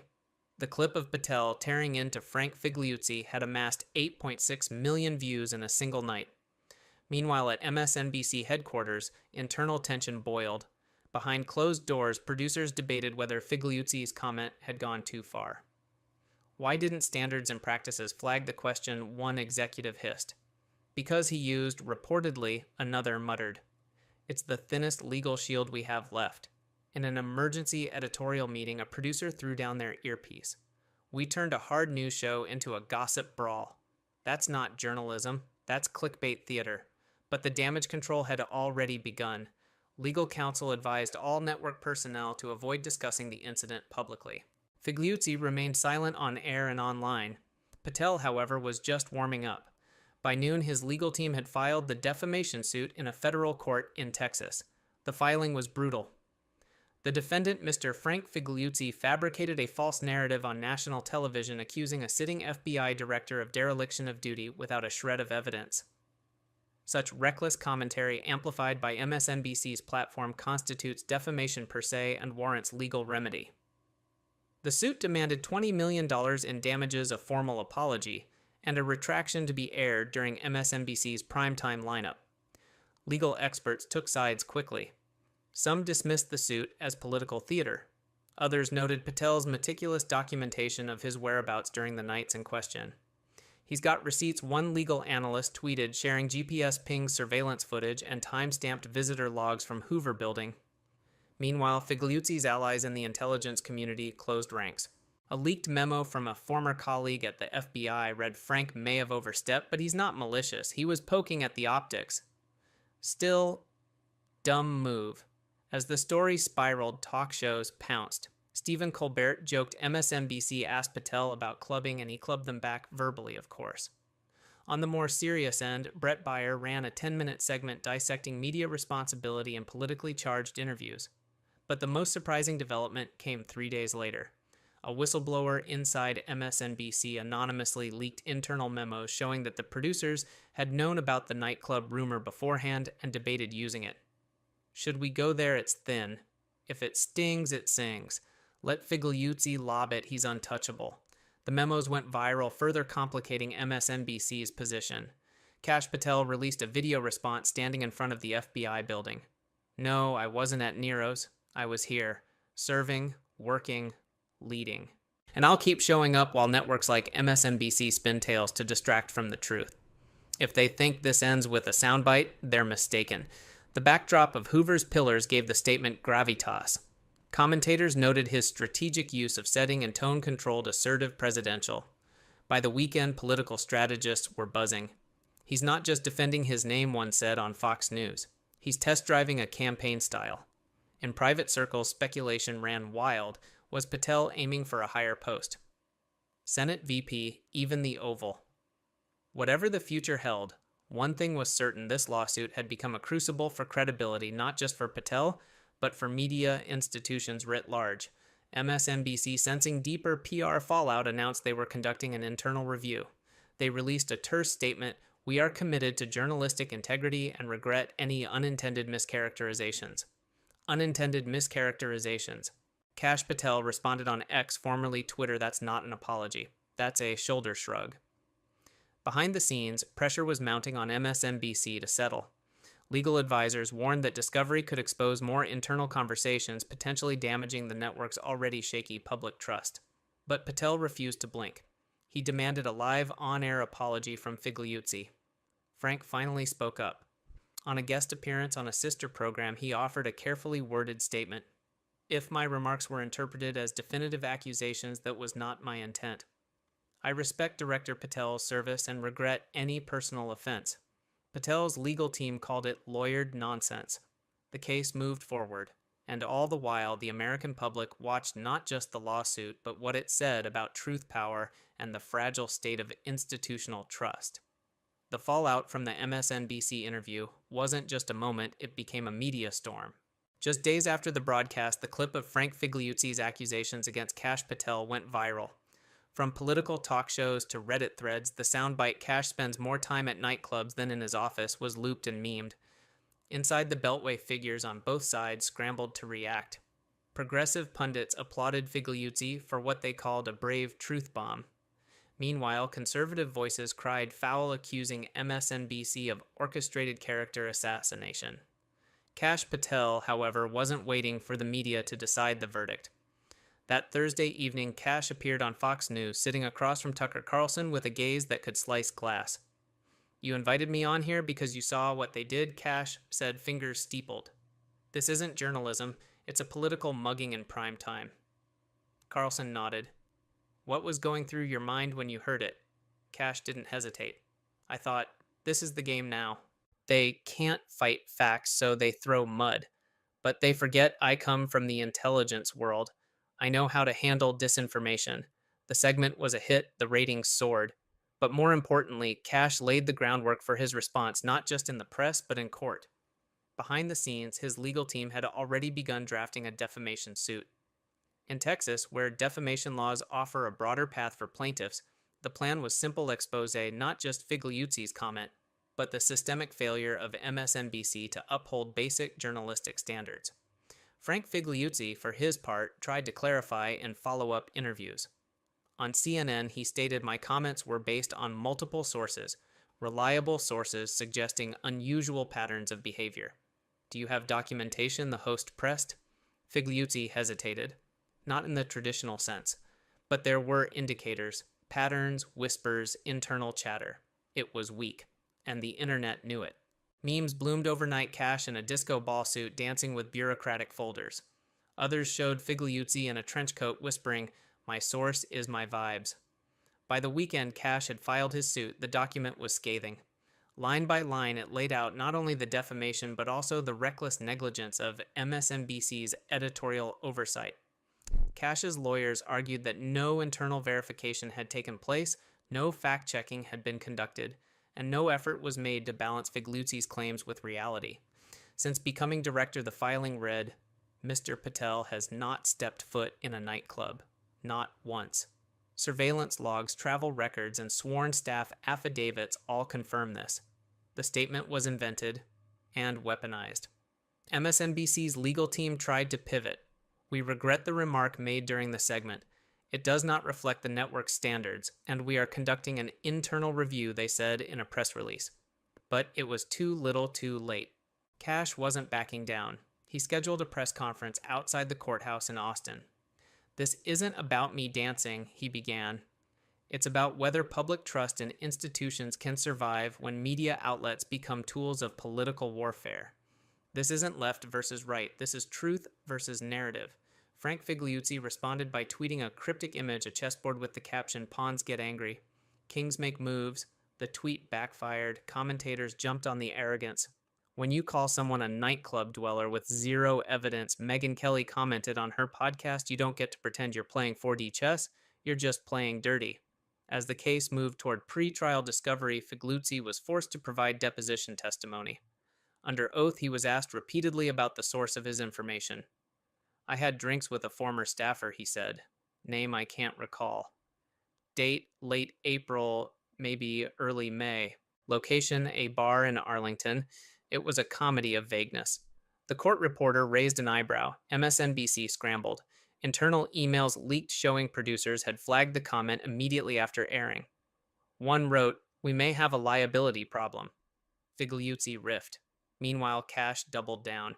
He released footage of himself working late nights at FBI headquarters, time-stamped and verified. He even shared calendar logs showing every hour of his day accounted for over the last 90 days. The contrast was stark, one side with paper trails, affidavits, and logs, the other with bar banter. A special hearing was scheduled to determine if MSNBC could be held liable alongside Figliuzzi. The stakes escalated. Pundits now called it the most significant defamation case since Sandman versus CNN. Kash took to social media not with memes, but with mission. "I didn't take this job to be liked. I took it to rebuild integrity. And no one, not an ex-agent, not a primetime pundit, is going to derail that. The story was no longer about a joke gone wrong, it was about credibility. And credibility in Washington is currency. As the dust from the press conference settled, Kash Patel's lawsuit became the centerpiece of political and legal discourse. Major outlets from both left and right dissected every detail of the complaint. While MSNBC issued a tepid statement expressing regret, the network's refusal to apologize directly or retract the full segment only emboldened Kash's case. In legal circles, Patel's strategy was praised. The complaint was not merely emotional, it was tactical, citing clear legal precedent, documented evidence, and a timeline that dismantled Figliuzzi's credibility. Depositions began.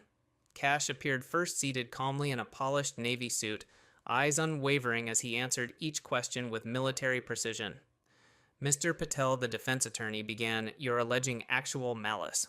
Can you prove that Mr. Figliuzzi knew his statement was false?" "Yes," Kash replied. He admitted under oath that he had no direct evidence. "That's called fabrication. And your reputation, I am the director of the FBI. My integrity is not optional. It's everything."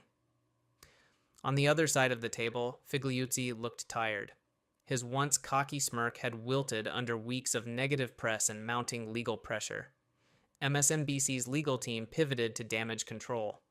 They proposed a confidential settlement, which Kash declined. His message was clear: this wasn't about money. It was about a message. Inside MSNBC, panic set in. Senior producers exchanged emails full of concern. How did this make it to air? Was it vetted at all? We're looking at millions in liability. Even Rachel Maddow off-air that week commented privately to colleagues, "This wasn't smart." Frank Figliuzzi's public appearances dropped. When he did speak, his tone shifted from bold to guarded. On a podcast, he mumbled, "Everyone says something they regret." That wasn't enough. The pre-trial discovery unearthed internal MSNBC meeting transcripts. In one, a segment producer warned, "Frank is going off script again." Another added, "Let's cut his feed if he starts speculating." The decision to let him continue airing unchecked became a liability. Back in court, Patel's team introduced new evidence, an internal risk memo MSNBC had circulated one day after the segment aired, admitting the network lacked corroboration for Figliuzzi's claim. The judge leaned forward. Did the network air unverified personal accusations against a public official, he asked. The defense stammered. It was a live segment. We trusted the contributor. But the contributor offered no proof, no, Your Honor. The courtroom stirred. The judge set a date for summary judgment consideration. If granted, MSNBC could be liable without a full trial. Outside, the media frenzy intensified. Legal analysts speculated this could reshape how networks handle live punditry. It's the Alex Jones effect, in reverse, one wrote. This time, the official is fighting back. Meanwhile, Kash maintained his composure. He released a new statement. "This is not just about me. It's about every civil servant dragged through the mud by political operatives with microphones. Enough is enough." Conservative allies rallied behind him. Liberal critics grew quieter, uncertain of the facts. A few anchors even apologized on air for prematurely siding with Figliuzzi. Then came the final blow. Figliuzzi's contract with MSNBC was put on pause, according to a leaked internal memo. His image disappeared from the contributor page. Quietly, without fanfare, he was gone. The story reached its peak during a televised court appearance. Patel, standing before the judge, spoke firmly, "This isn't personal. It's professional. And it's about the truth." He turned slightly, locking eyes with the defense. "You invited me to speak, and when I didn't fit your narrative, you tried to humiliate me. But you picked the wrong guy." The judge nodded slowly, then declared, "We will proceed to final arguments next month." As reporters flooded the courthouse steps, the tone had shifted. What began as a snide remark on cable news was now a referendum on media ethics, political smear tactics, and the value of institutional credibility. MSNBC issued one last statement, vague and apologetic. "We respect the legal process and remain committed to high standards of journalism." But the damage had been done, and for Kash Patel, the mission was far from over. The courtroom was tense not from chaos but from anticipation. The final day of hearings had arrived. Every seat was filled, reporters packed along the walls, cameras waiting outside like vultures. At the center stood Kash Patel, stoic, focused, ready. Figliuzzi entered, flanked by his legal team. No signature smirk today. His eyes darted briefly toward Patel but didn't linger. Judge Martinez cleared his throat. We're here for closing arguments in Patel, Vrisi Figliuzzi, and MSNBC. Both parties will have 20 minutes. Cash's lead counsel rose. Your Honor, ladies and gentlemen of the court, this case is not just about reputations. It's about recklessness in the public square. Mr. Figliuzzi claimed without a shred of proof that the sitting FBI director was frequenting nightclubs. He called that journalism. We call it defamation. She paused, letting the weight settle. Ask yourselves, what was his goal? To inform or to undermine? When Figliuzzi's attorney responded, the contrast was clear. His argument leaned on freedom of speech, the pressure of live television, the blurry lines of political commentary. Hyperbole, he said. Our client made a colorful remark, not a factual assertion. And MSNBC clarified shortly after. But the judge wasn't buying it. Clarification after harm does not absolve the initial act. The court recessed for deliberation. It took less than 2 hours. When the judge returned, the room went silent. In the matter of Kash Patel versus Frank Figliuzzi and MSNBC, this court finds in favor of the plaintiff. Gasps. We award $7.5 million in damages, $5 million in punitive $2.5 million compensatory. Figliuzzi slumped slightly. His lawyers looked stunned. A murmur rippled through the gallery. MSNBC's statement came swiftly. We respect the court's decision and are reviewing the ruling internally. Outside, Kash Patel stepped to the microphones. I didn't ask to be defamed, but I demanded to be heard. And today, the truth won. He took no questions. Just walked down the courthouse steps. Tie loosened the wind, brushing against a man who had not only defended his name, but struck a blow against political media hit jobs. In the weeks that followed, cable news shows examined the case like scholars sifting ancient texts. Was this a precedent, a warning, a victory? Figliuzzi disappeared from the media. His last social post, a vague quote about redemption, received more mockery than sympathy. MSNBC's editorial board revised its live segment policy. Contributors would now be briefed thoroughly before air, and every segment would pass an additional layer of legal review. For Kash Patel, vindication brought not just closure, but elevation. He wasn't just a public official anymore. He had become a symbol of pushback, of standing firm, of what happens when smear meets steel. And in quiet circles of government and media alike, the message was heard loud and clear: don't mistake silence for weakness. Here's the next story. J.D. Vance destroys The View. Sparks fly, live on air. The cameras blinked red. The audience fell into a hush. J.D. Vance, Vice President of the United States, stepped onto the polished studio floor of The View. It wasn't just another daytime segment. It was an ambush disguised as a conversation. Sunny Huston glanced at her cue cards.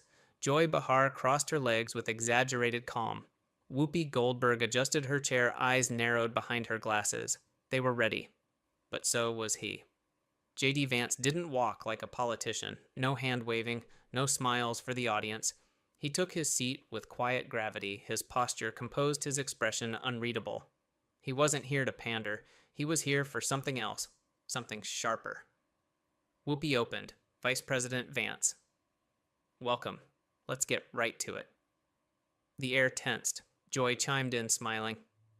You've been very vocal about media accountability. Some would say a little too vocal. Vance didn't flinch.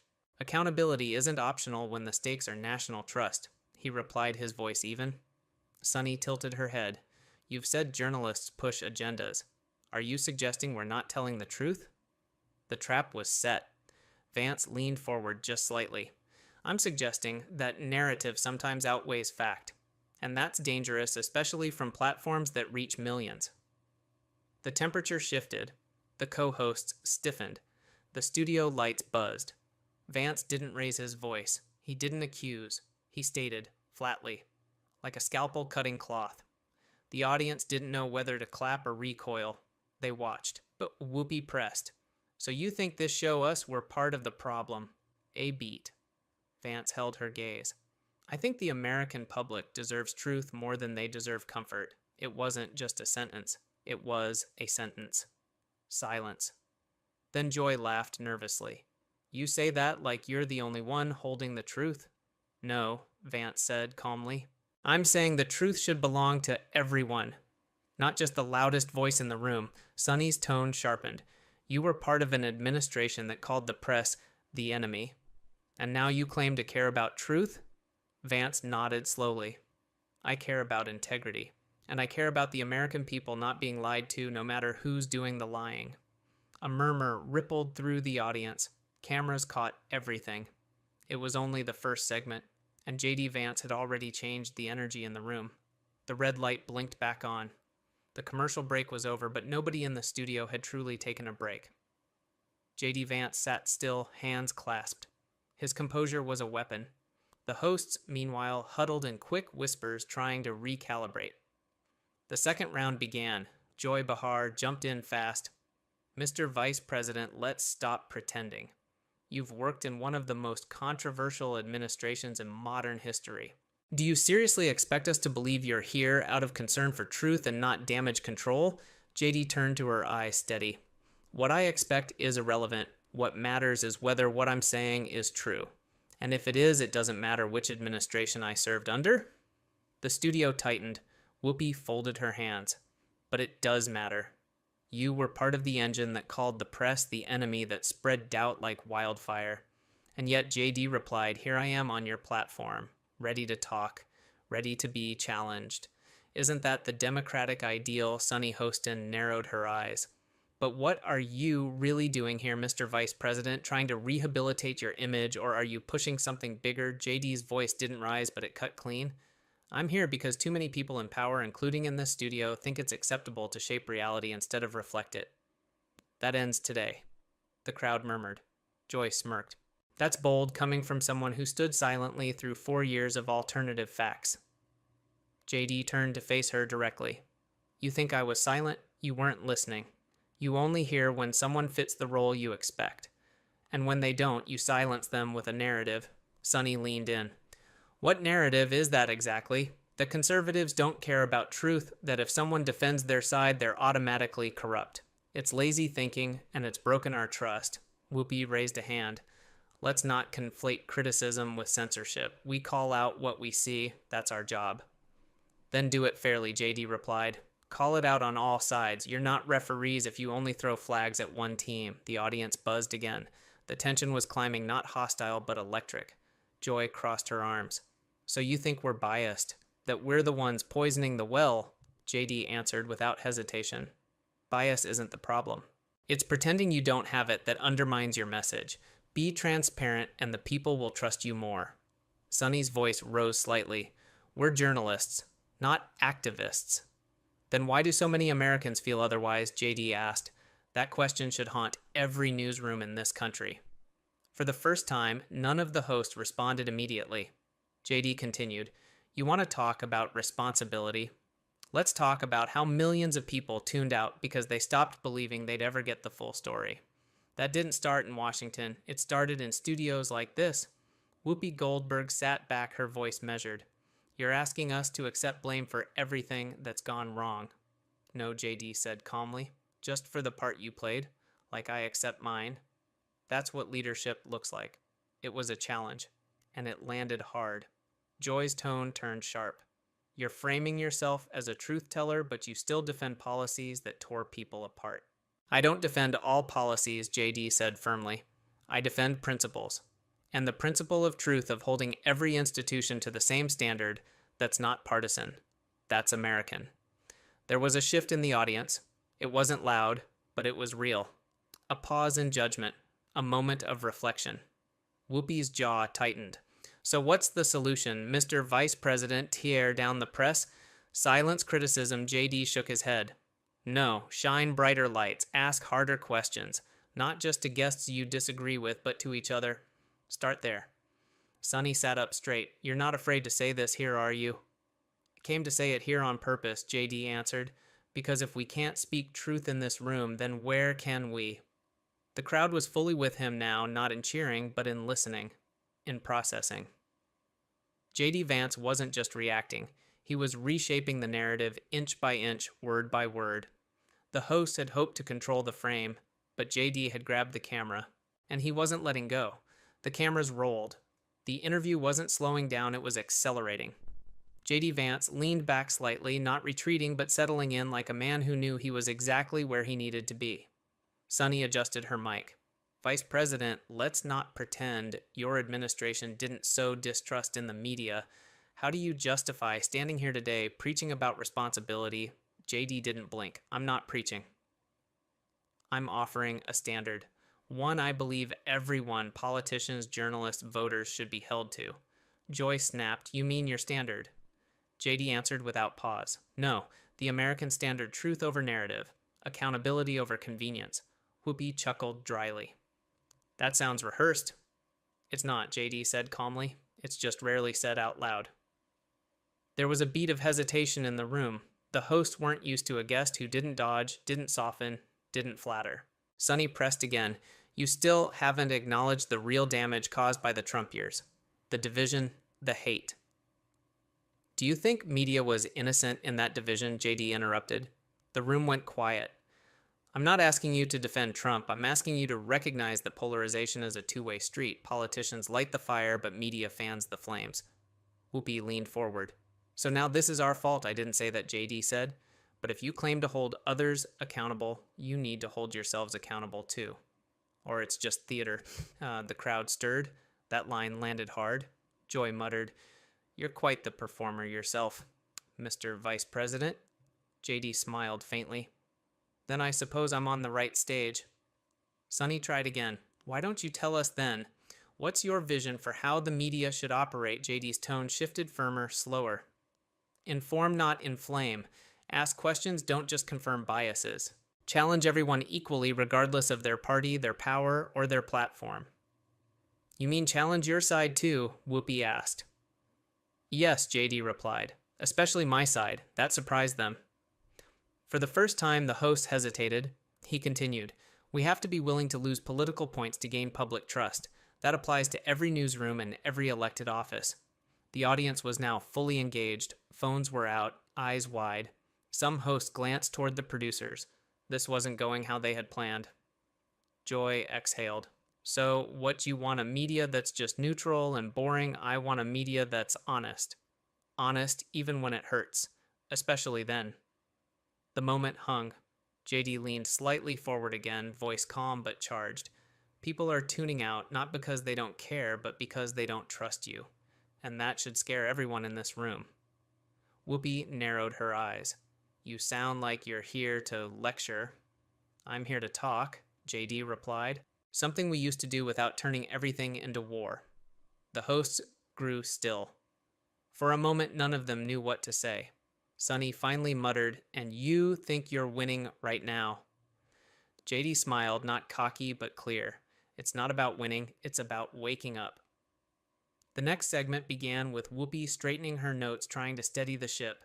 The momentum had swung dangerously in JD Vance's favor, and the co-host could feel it, but they weren't ready to back down. So let's talk about policy, Mr. Vice President. Whoopi said, cutting into the silence.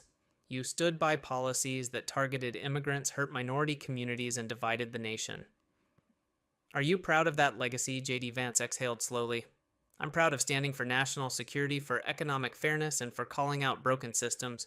I'm not proud of every mistake, but I won't apologize for prioritizing American interests. Joy's tone sharpened. You say American interests like it's code. For exclusion, for fear. No, JD countered its clarity. We can't help anyone if we can't help ourselves. That's not fear. That's foundation. Sunny jumped in.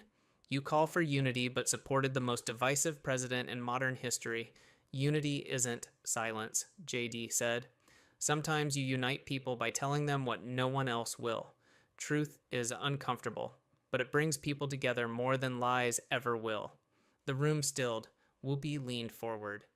You keep invoking truth like it's some holy grail. What makes your version any different? JD's voice dropped to a deliberate calm. It's not mine. That's the point. Truth doesn't belong to any party, any platform, or any host. It belongs to the people, and they know when they're being fed spin. A smattering of applause broke out. The studio's energy flickered. The hosts noticed. Joy tried to interrupt, but JD wasn't done. You think you're holding me accountable? He asked. Tone steady. I welcome it. But where's the accountability for you? When you push narratives that turn out false, where's the correction? Where's the humility? Sonny's brows tightened. You're accusing us of being dishonest. I'm accusing the industry of being selective. JD said, and selective truth is the same as a lie. There it was, clear, cold, cutting. The audience buzzed louder. The crew exchanged glances. Whoopi's voice rose. You're deflecting. This isn't about us. This is about your record. My record's public. JD said, but yours is protected by tone, by editing, by audience filtering. People don't just distrust media because of politics. They distrust it because they see the game. Joy scoffed. So you're just a savior now? No, JD said, turning slightly toward her. I'm just not afraid to say what a lot of Americans are already thinking. There was another moment of silence. It was heavier this time. Sonny broke it. Do you really believe what you're saying? Or is this just strategy? JD's reply came sharp. If it were strategy, I'd flatter you. If it were strategy, I'd avoid this show altogether. I'm here because I believe in confrontation with civility, and this country desperately needs more of both. That hit deep. The co-hosts shifted. They weren't losing control, but they weren't in control anymore either. Whoopi, voice lower, asked, so what's next? Tear it all down? No, JD said. Build it honestly. Stop the theater. Stop the tribalism. Let Americans trust again by showing them you don't have anything to hide. Joy folded her arms. We don't. JD raised an eyebrow. Then prove it. Start tomorrow with an apology segment. Highlight 3 stories you got wrong. Let your viewers see that even here, there's humility. The audience erupted. First laughter, then applause. It was half joke, half dare, but it landed hard. Whoopi looked away. Sonny stared at her notes. Joy pursed her lips. JD Vance had turned their house into his pulpit, but he wasn't preaching. He was holding a mirror, and no one likes how truth looks under fluorescent lights. The studio lights dimmed slightly for dramatic effect. A producer gave the signal, another segment live. Whoopi's expression was firm now, no longer hiding her irritation. Joy was silent, arms crossed. Sonny was scribbling notes furiously, but JD Vance calm, still, watching. Vice President Vance Whoopi began, You've said a lot about media responsibility, but when does personal responsibility come in? What about your role in amplifying a president who encouraged division, JD? Vance nodded. That's a fair question. My role was never to echo anyone blindly. I offered what I believed were necessary truths, especially when uncomfortable. Joy interrupted. Truth. Let's talk about Charlottesville, the comments about very fine people. That wasn't truth, that was a disgrace. JD leaned forward. And I said then, and I say now, it was a moment of poor communication. But one phrase doesn't define an entire presidency, just like one episode doesn't define this show. That stung. The audience murmured again. Sonny jumped in. But you're defending rhetoric that hurt real people. That stirred hate. JD responded quietly. And I've condemned hate repeatedly. But calling someone hateful without nuance is easy. Fixing the country takes more than sound bites. Whoopi folded her hands. So what are you offering today, Rewrite's Redemption? I'm offering reflection, JD said. And maybe a challenge to you and to your viewers. Joy scoffed. You think you're brave for showing up? No, JD replied. Bravery would be inviting someone you disagree with and listening without waiting to pounce. That silenced the panel momentarily. He continued. It's not just about right or left. It's about a country that doesn't know who to trust. And the people on this stage have more influence than most politicians. Sonny's voice lowered. So now it's our fault the country's divided, no. But you shape the climate if every guest becomes a fight. What are you modeling if you never admit error? What example are you setting? A pause. JD Vance was drawing blood now, but with a surgeon's hand. Whoopi tried to change direction. Let's talk about immigration. You've backed strong borders. Critics say it's xenophobic. Secure borders aren't xenophobic, JD said. They're foundational. Every country has the right to know who's coming in. That's not hate, it's policy. Joy fired back. But kids in cages, families separated policy with flaws, JD said. which we work to fix, but oversimplifying it as cruelty is itself a political tactic. The audience's reactions were growing more complex. Not cheers, not boos, just intensity. Sonny leaned in. Let's go deeper. You've said the justice system is broken, but you defend people investigated for serious crimes. Because justice must be blind, JD said. Investigations don't equal guilt, and selective outrage erodes our institutions. Whoopi raised her voice. So you're saying investigations into Trump were all biased. I'm saying bias existed, and ignoring it is dangerous. Ask questions. That's the job, isn't it? This time some audience members clapped. JD didn't acknowledge it. He kept his eyes on the host. Joy leaned forward. You talk like the victim, but you had power. Real power. Why didn't you do more to fix it then? I tried, JD said. And I'm still trying. Coming here isn't for optics. It's because I believe Americans deserve to hear both praise and critique of the systems that shape them. The room settled. Sonny asked, so what do you want us to do? Start small, JD said. Say you don't know when you don't. Admit when coverage was unfair. Feature voices you disagree with, not just to argue, but to learn. The words didn't feel like a lecture. They felt like a dare. Whoopi paused. That sounds noble. But is it realistic? Nothing worth doing ever starts as easy, JD said. This conversation. It's hard, but we're having it. That matters. Joy looked away. Sonny exhaled. Even Whoopi softened slightly. JD Vance had come into the lion's den and made the lions reflect. The final segment began not with a fiery question, but a moment of stillness. For a second, the studio lights felt warmer, the tension looser, but only slightly. The audience leaned in. Everyone knew this was the last round. Whoopi broke the silence.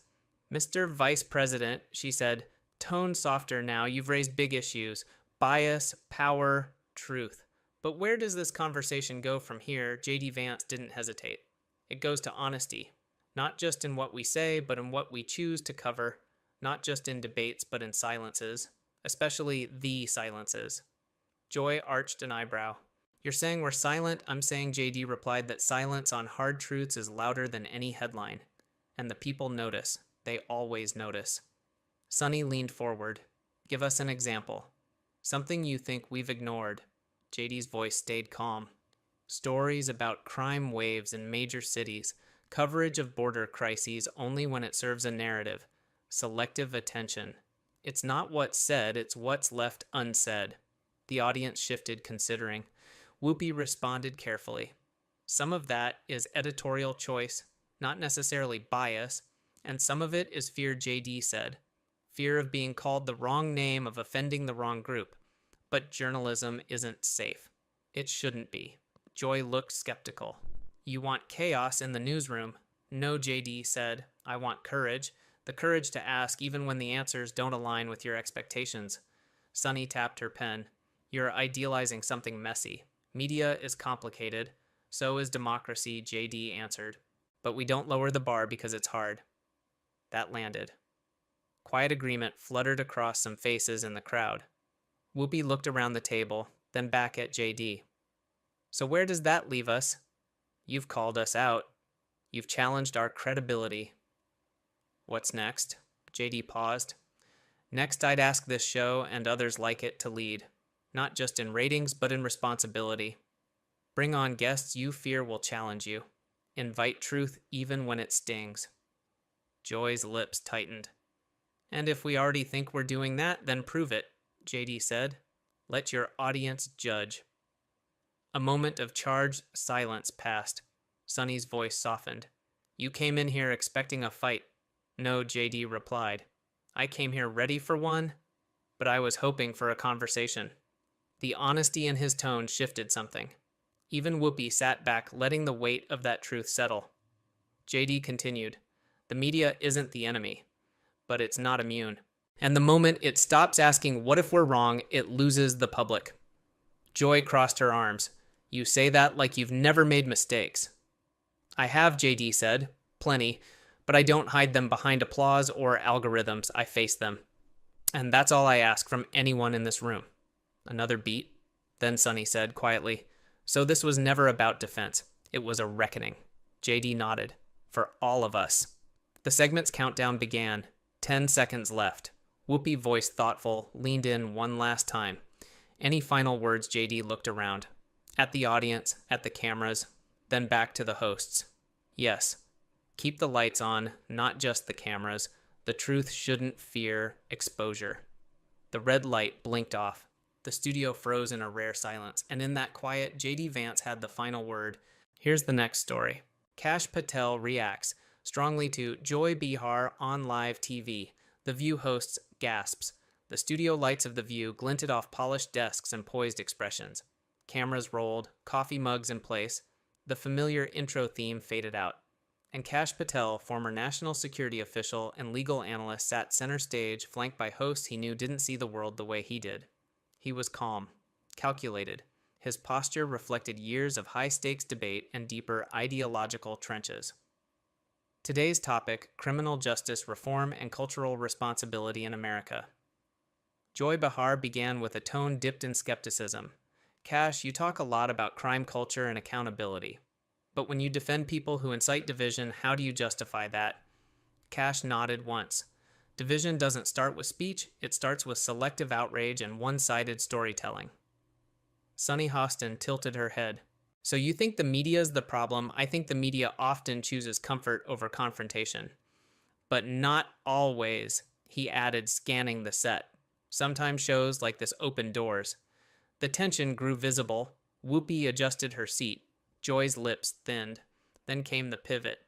You say you're all for truth, Joy said. So tell me, do you think systemic racism exists in policing? I think bias exists in all institutions, Kash replied, including the media, including this one. And if we're serious about reform, we start by admitting that. A murmur from the crowd. Sunny exhaled. Joy leaned in. That sounds like deflection. Kash didn't flinch. It sounds like honesty. The same honesty I've given behind closed doors in D.C. I'm not here to perform, I'm here to speak plainly, Whoopi interjected. Okay, so plain talk. Do you support mandatory minimum sentencing? I support justice being fair. Mandatory minimums too often ignore context. I've said it before. It's not justice if it doesn't account for reality. It was a balanced response, but it wasn't what Joy wanted. The pause stretched. Then she muttered just low enough, but not low enough. Go back to the zoo. The word slipped under her breath, aimed sideways, but the mic caught it, and the room heard it. The air shifted. Kash Patel sat still. His eyes didn't blink. His hands didn't move. He just set down his water glass slowly, as if to give the studio one last moment of denial. Then he looked directly at Joy Behar. I'm sorry, he said. Would you like to repeat that for the record? The audience froze. The producers didn't cut it. The camera kept rolling. Joy stuttered, I was referring to the noise level in here. No, Kash, said voice firm. You were referring to me. And if this show stands for anything truth, dialogue, or even decency, I'd like to give you a chance to clarify. Silence. Whoopi cleared her throat. Let's keep the discussion civil. This is civil, Kash replied. What's not civil is veiled dehumanization dressed as banter. Joy folded her arms. You misunderstood. No, Kash said again. I heard you. And so did America. The energy in the room was heavy. Hosts sat back. The audience didn't clap or boo, just watched. Kash continued. I didn't come here to be liked. I came here to be heard. And I'll be damned if my presence becomes an excuse for racism masked as discomfort. Sunny tried to redirect. Let's move to sentencing reform. I'd like the record to reflect what was said. Kash interrupted. Verbatim. Whoopi turned to the producers off camera. A flurry of movement. Someone in the control room flagged the segment. I have worked in war zones, Kash said, voice even. I've faced worse than words. But when those words come from people with microphones and millions of viewers, they carry weight, and they carry history. Joy didn't respond. Systemic issues. Kash said don't only exist in courtrooms, they exist in studios, on panels, in polite conversations where certain people are told they don't belong. A producer stepped into view with a transcript in hand. Whoopi looked at it, then spoke. The comment has been recorded. It's on audio. Cash nodded once, then let that be the truth we start with today. He didn't raise his voice, he didn't point fingers, he didn't storm off. He stayed, and the room for once had nothing to say back. The segment break came and went, but the tension didn't. No makeup reapplication, no casual chatter. The air was too still. Kash Patel sat precisely where he had posture, unchanged, face composed. Producers hovered near the edge of the frame, murmuring through headsets. Whoopi adjusted her cue cards, buying time. Joy Behar kept her eyes low, her fingers drumming the table softly. The crowd had quieted into a thick, almost reverent hush. They were all waiting to see what came next. The camera went live again. "Welcome back," Whoopi said, her voice tight. "Before the break, we had a moment, and it's one we are not brushing past." Kash leaned into the mic. "There's a saying in national security, what gets ignored grows. That applies here too." Joy forced a smile. "I didn't intend, I'm not asking for intent." Kash cut in gently. "I'm pointing out the consequences." Sonny tried again. "Kash, in your time with the Department of Defense, you dealt with extreme situations. Do you think comparing media bias to institutional systems of oppression is really fair?" "I do," he said, "because bias, when unacknowledged, becomes institutional. It shapes perception, then policy, then live." The hosts fell silent. The audience sat rapt. "I didn't come here to start a fight," Kash continued, "but I won't shrink from one either, especially not when the fight is over dignity." Whoopi leaned forward. "So what would you say this show should do differently?" Kash took a breath. "Invite dissent, not caricature it. Stop making guests like me into a spectacle. Let us speak and sit with what we say." Joy crossed her arms. "It's not our job to let misinformation go unchecked. Then challenge facts with facts," Kash replied calmly. "Not with innuendo, not with muttered slurs. Truth doesn't fear confrontation. Spin does." There was a murmur from the live audience. Not applause, not gasps. Just that shift in energy, the sense that something honest had been said. Sonny raised her eyebrows. "You're accusing this show of being dishonest. I'm holding it accountable," Kash said. "That's what happens in democracies." Whoopi tried to steer back. "Let's get to the data sentencing reform. Do you have any ideas?" "I have numbers," Kash said. "I have DOJ reports. I have bipartisan studies, all of which say one thing: clearly mandatory minimums hurt more than they help, especially in minority communities. Yet you've defended tough-on-crime policies before," Joy said. Kash nodded. "When the threat justified it. But blanket punishments for complex situations, that's not strength. That's laziness disguised as order." Whoopi blinked. "So what's your solution?" "Start by ending federal mandatory minimums for nonviolent offenses. Fund community-based sentencing alternatives. And yes, hold police accountable without demonizing them." Joy leaned back, arms still folded. "Easy to say, harder to do." Kash agreed.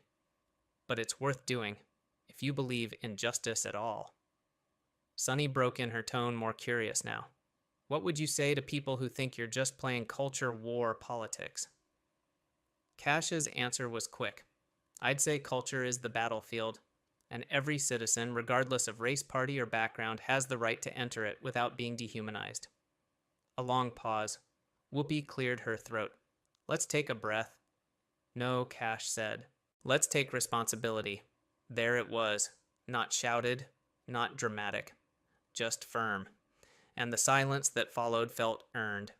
Kash looked toward the audience. "I'm not here to be your favorite guest. I'm here because you invited me. And when you invite someone, you owe them the dignity of dialogue." The segment's final seconds ticked down. "Thanks for staying with us," Whoopi said, unusually subdued. "We'll be right back." The camera light blinked off, and no one moved. When the lights flicked on for the next segment, everything looked the same, but nothing felt it. There were no smiles now, no jokes. The atmosphere carried weight of a misstep, of confrontation, of truth that had slipped out too loud to ignore. Joy Behar opened the segment, but her voice trembled slightly. "We're back," she said. "We want to continue a conversation that clearly means a lot to our guest and to many of you." Kash Patel, still centered and unflinching, gave her a nod. "Appreciate that, Joy. Dialogue only works if it continues." Whoopi shifted. "Let's talk about solutions. We've heard the critique.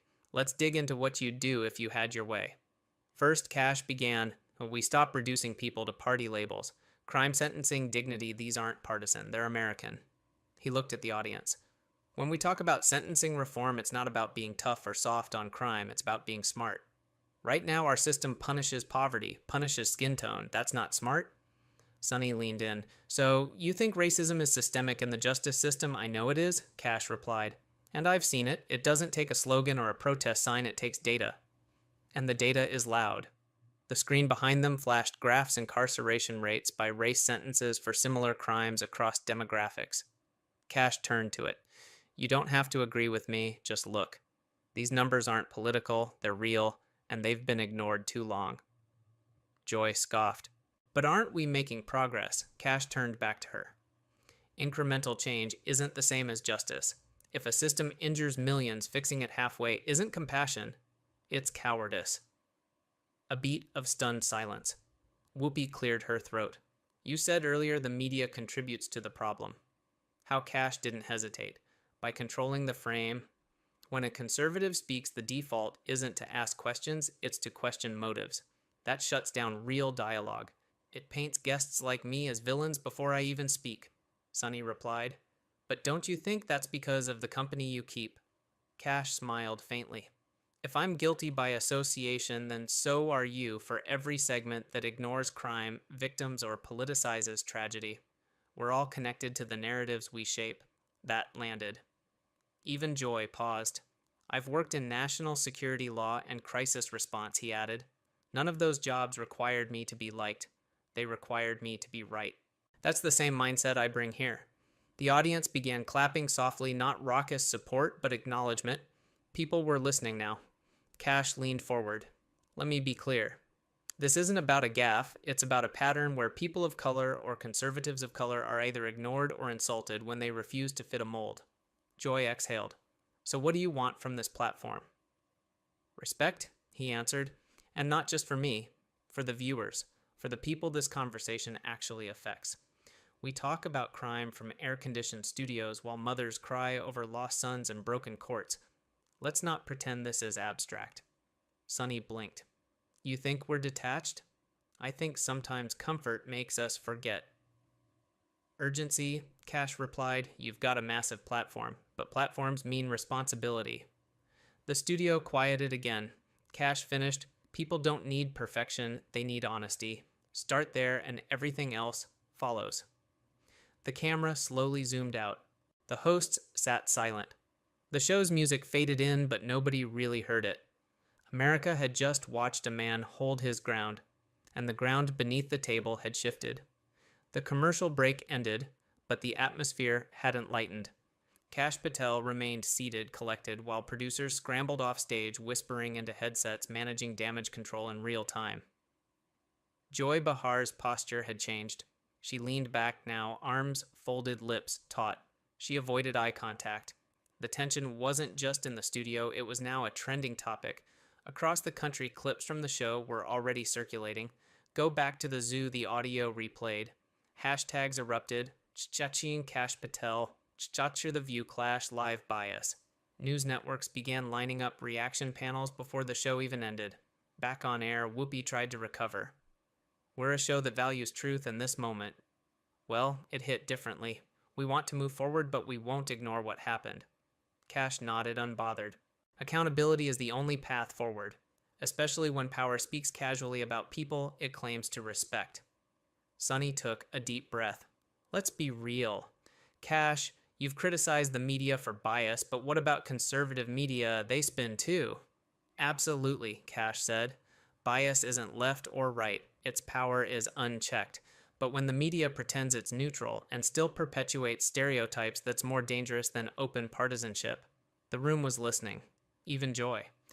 I've been in briefing rooms where words mattered, where tone could start wars, and here on a morning talk show I heard words that cut as deep, because they came without thought, and that's the problem. Joy finally spoke quiet and defensive. It was a slip. I didn't mean it. Kash looked directly at her. Then let's talk about slips, because they reveal the things we're too polite to say out loud. That's why they matter. Whoopi. Always the anchor asked, where do we go from here, by facing what happened, not burying it under applause or silence. This is not just about me. This is about every viewer who's been told implicitly or explicitly that they don't belong. We prove them wrong by acknowledging this moment fully. Audience members nodded. Some even clapped quietly at first, then with more assurance. Then a shift. A voice from the audience. A woman stood up. "He's right," she said. "I've watched this show for 10 years. Today's the first time I saw someone not just defend themselves, but defend all of us." That ripple turned into momentum. Sunny turned to Kash, her tone softer now. "Kash, you've clearly touched a nerve. Can we talk about policy again?" Solutions. "Absolutely," Kash said, leaning in. "Let's talk about what changes lives. End mandatory minimums. Fund public defenders. Pass second chance laws. And stop pretending the justice system can be fixed without fixing the cultural lenses we apply to justice." Joy murmured, "That's radical." "No," Kash replied. "It's overdue." He turned to the camera, speaking not just to the hosts, but to millions watching. "You want to help Americans start by believing them. Start by trusting their experiences even when they make you uncomfortable. That's the foundation of justice. Silence again, but not awkward this time. Reflective." Whoopi gave a slow nod. This conversation, it needed to happen. Maybe not how it started, but definitely where it's going. Kash smiled faintly. "Growth never looks pretty, but it's always worth it." The lights dimmed for another break, and this time the studio audience stood and applauded. No signs, no producers prompting. Just people acknowledging a moment that had grown larger than the set. Back from break, there was a calm, but it wasn't peace. It was the quiet that follows a shift. Something irreversible had happened, and everyone knew it. The camera swept across the panel. Whoopi glanced down at her notes. Joy Behar fidgeted with a ring. Sunny Hostin kept her eyes on Kash Patel, who sat with the same posture he'd held since the start, confident, open, unmoved. This was no longer about one comment. It was about what the comment revealed. And in that silence, in that attention, Kash saw opportunity. "I want to say something," he began, to the millions of people watching who've been made to feel small for speaking up. "I've been there. And I'm telling you right now, you are not imagining it. You are not being too sensitive. You're being dismissed, and that's the real violence." Joy shifted in her seat. "But it's not enough to call it out," Kash continued. "We have to understand why it happens. Because power doesn't give up space easily. It has to be claimed." The audience was silent again. Not bored. Captivated. Kash gestured toward the hosts. "You all have shaped narratives for years. You've helped people laugh through hard mornings. But today isn't one of those mornings. Today is one of those days when laughter takes a back seat to reckoning." Joy's lips parted, maybe to argue, maybe to apologize, but nothing came out. "Let me offer a path forward," Kash said, "not as a guest, as a citizen." He took a breath. Step 1, acknowledge. Step 2, reflect. Step 3, invite others who disagree without needing to destroy. Step 4, commit to change publicly. Whoopi spoke up. So that's it. A 4-step plan to fix media bias. Kash smiled. It's a start. And starting is more than most people ever do. Someone in the production booth whispered into Whoopi's earpiece. She nodded slightly. "We've got about 8 minutes," she said. "Let's use them wisely." Sunny leaned in. "Kash, you've worked in intelligence and law enforcement. What's your take on community safety in cities often labeled as dangerous?" Kash didn't hesitate. "You solve crime by investing in people, not by punishing poverty. You build trust by making justice visible. That starts with officers being part of the community, not policing it from a distance." The screen flashed stats again, community crime drop rates when policing is integrated with local services. Joy spoke quieter now. "Some of what you've said, it makes sense. I'm still processing it. That's all I ask," Kash replied. "Don't agree, just don't dismiss it. That's how we rebuild the commons." Whoopi asked the final question of the segment. "What does healing look like after a moment like this?" Kash paused. "It looks like staying. It looks like it's not storming off, not retaliating, just holding the space until people are ready to hear the truth without fear." He looked directly into the camera. "We can disagree and still believe in each other's humanity. If we don't start there, we won't start at all. The audience, unprompted, stood again. It wasn't performative. It wasn't a celebration. It was respect. The segment ended with no outro music, just a fade to black. The screen faded to black, but the story didn't end. Phones lit up across the country. In living rooms, on subway platforms, and office kitchens, people were watching, rewatching, and reacting. The View had trended before, but never like this. Inside the studio, Kash Patel stepped off set. A producer tried to hand him water. He waved it off gently, calm, collected. He knew something had broken open and no spin could reseal it. In the green room, a young intern muttered, "It's already on YouTube, full clip, no edits." Down the hall, a junior host asked a stagehand, "Did you hear what he said about justice being visible? I've never heard it put that way." Kash, unaware or unconcerned, made his way quietly toward the guest exit. At the same time, Whoopi and Sunny sat in the dressing room silent. Joy hadn't come back in. Finally, Whoopi broke the quiet. That wasn't just a conversation. That was a turning point. Sunny nodded. He didn't flinch. Not once. And maybe he was right. Maybe we've gotten too used to dismissing voices that don't fit. A knock on the door. It was a producer. Clips are going viral. CNN, Fox, even late-night writers are already quoting him. "Let them," Whoopi said. "Let the country wrestle with what we just did." Meanwhile, outside the studio, the sidewalk was packed. Reporters, protesters, supporters, opponents, every kind of New Yorker. Everyone is buzzing with opinions, but none louder than the simple question they asked each other, "Did you see it?" Kash stood quietly with his coat in hand, watching a group of students play back the clip on a phone. He didn't interrupt, just watched and smiled. He didn't need to defend anything. The truth had already done that for him. Elsewhere in offices across the city, media execs held impromptu calls. "Do we invite him back? Can we book him before he hits cable?" But Kash wasn't looking for a spotlight. He was looking for impact. He walked the 2 blocks to his hotel without a word.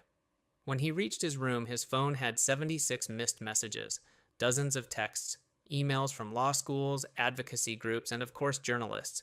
He responded to none of them. Instead, he pulled out his laptop and opened the speech he'd started months ago, a talk he was scheduled to give in Ohio next week, originally titled Policy and Perception. He backspaced the title and typed "Dignity on Camera." Then he began rewriting. Back in the control room at the View, the team reviewed the tape. One engineer looked up. "There's no way to cut it without losing the soul." Another nodded. "It's all raw and real. That's the story." And so for the first time in a long while, they chose not to edit for tone, not to polish, not to neutralize. They aired the segment again later that night, in full. The next morning, papers ran headlines not about outrage, but about accountability, about staying calm under pressure, about how the media had been challenged on its own turf.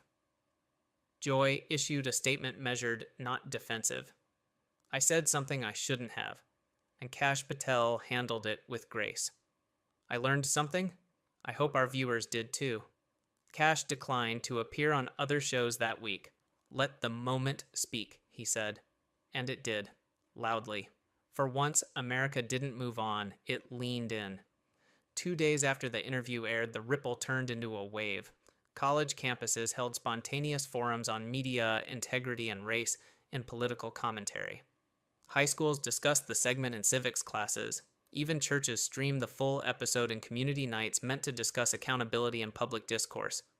Kash Patel wasn't touring networks. He was answering handwritten letters from students, from veterans, from first-generation Americans who felt seen. One read, "I never thought I'd hear someone talk like that on TV and not be mocked for it." Another, "You didn't flinch. You stood your ground.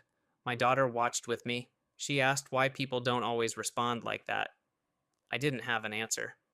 But Kash wasn't looking for praise. He was building something quieter, a new podcast, not about him, about giving space to those who didn't fit the TV molds. First episode, "What Happens When You Stay in the Room?" Guests a retired school principal, a reformed public defender, a former host of a morning show who left due to political exhaustion. No shouting, no breaks for ads, just conversation. Meanwhile, The View faced pressure, both internal and external. Ratings had spiked, but so had scrutiny. Editorial meetings were longer. Fact-checking became personal.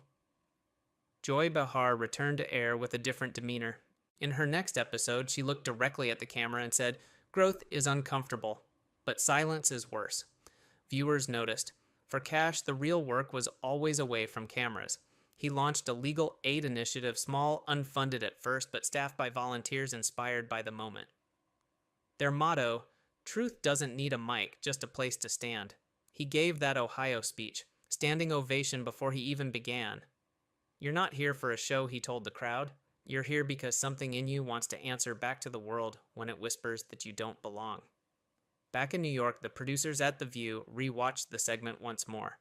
One young editor said, "That's not just TV, that's a legacy."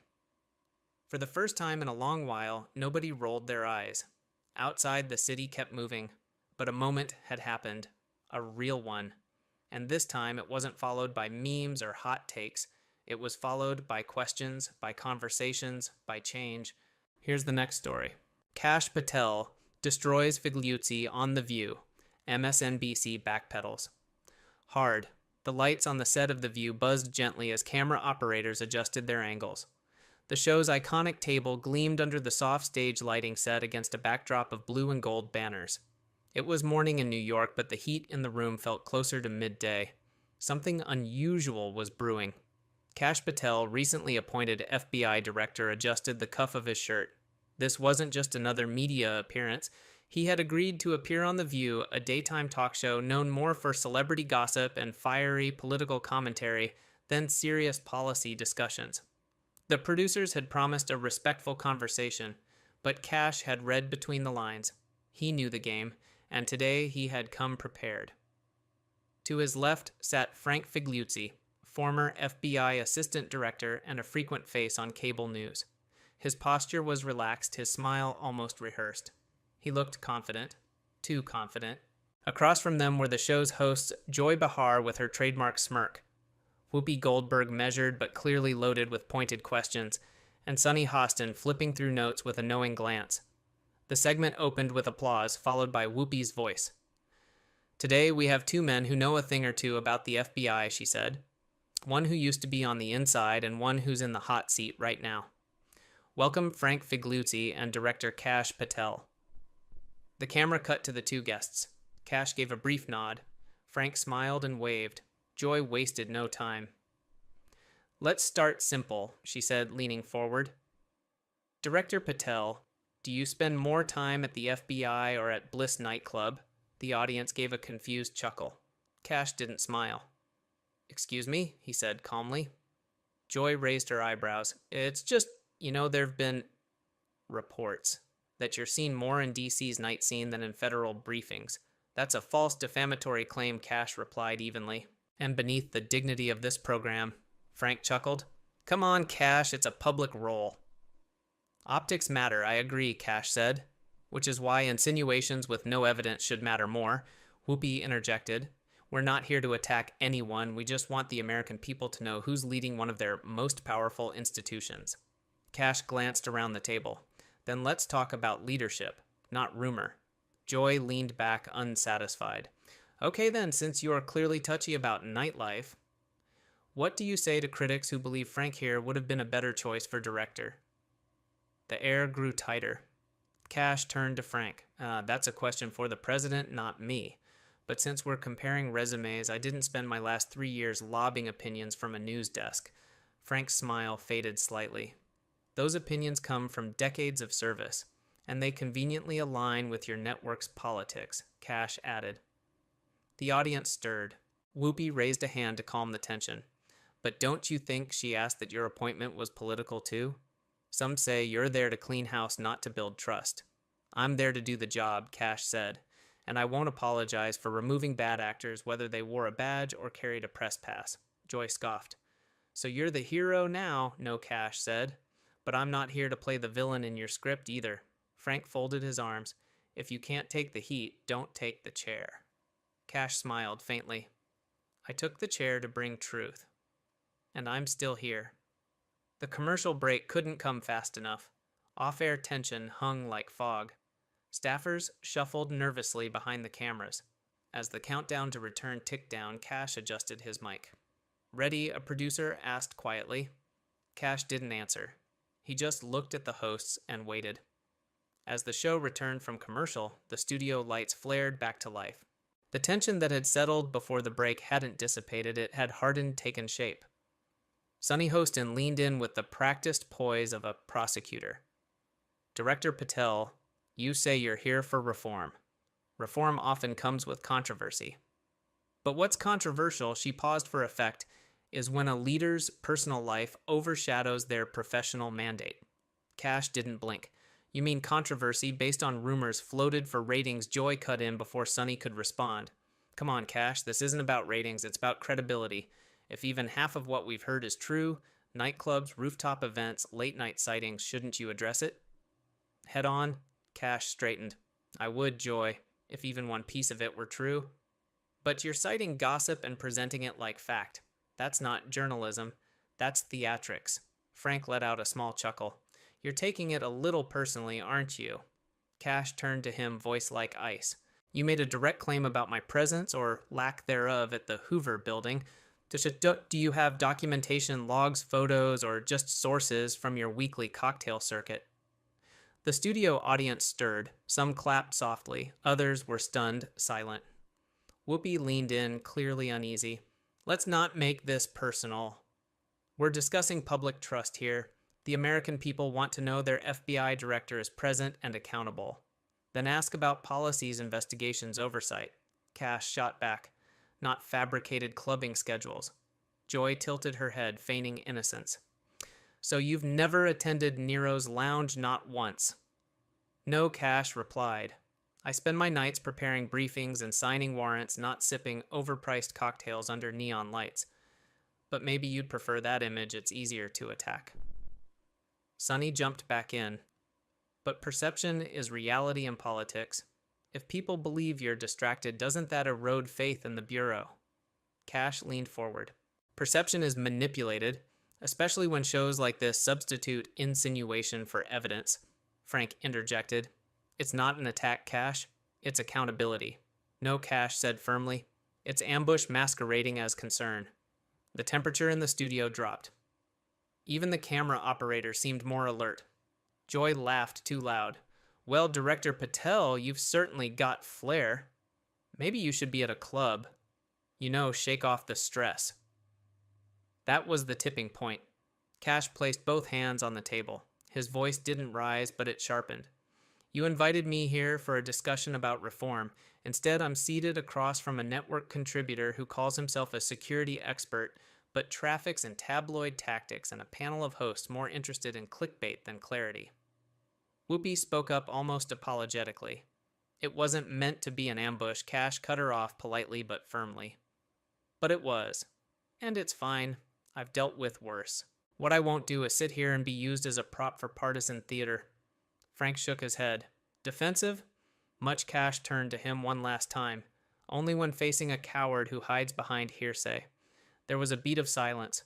No one spoke. Then the applause started. Scattered at first, then louder.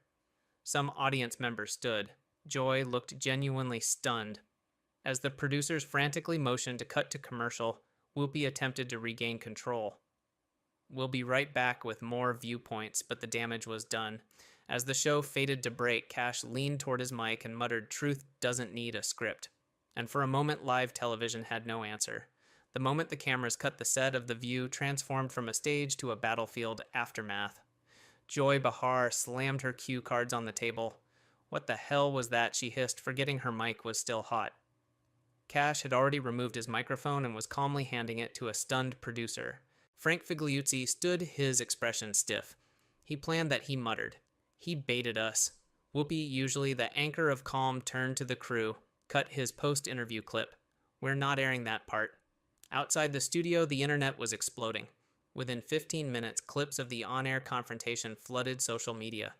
Hashtags like The View, Meltdown, Kash Unscripted, and Frank Flops began trending. Memes erupted within the hour. Kash in sunglasses labeled Director of Facts Joy edited into a meme holding a cocktail labeled Speculation. Producers stared at the numbers in the control room. The segment had just become their most viewed live feed in 6 months. but not all views meant praise. Conservative commentators seized on the exchange. Sean Hannity declared on his show that's what real leadership looks like. Kash Patel didn't just walk into the lion's den, he muzzled it. Liberal voices were split. Some accused The View of staging a media hit job. Others, including CNN analysts, suggested Kash had weaponized outrage for political gain. Back in the green room, Kash checked his phone. Messages poured in. From lawmakers, bold move. From colleagues, they didn't see it coming. From his communications director, we have a PR opportunity. Strike while it's hot. Kash turned to his aide. Draft a statement, not defensive. Firm. This isn't damage control, it's clarity. Meanwhile, at MSNBC headquarters, calls were flying between departments. Figliuzzi, as one of their frequent contributors, had represented their brand on another network's platform. He went off script, one exec said. Did he clear the claim with anyone here? Another asked. By noon, an internal MSNBC email went out. We are reviewing Mr. Figliuzzi's statements in light of public response. Kash's team moved fast. Within hours, they released a video of Patel addressing the media. Standing outside FBI headquarters, Kash looked directly into the camera. What you saw today wasn't journalism, it was theater. I came on that show to talk about reforms.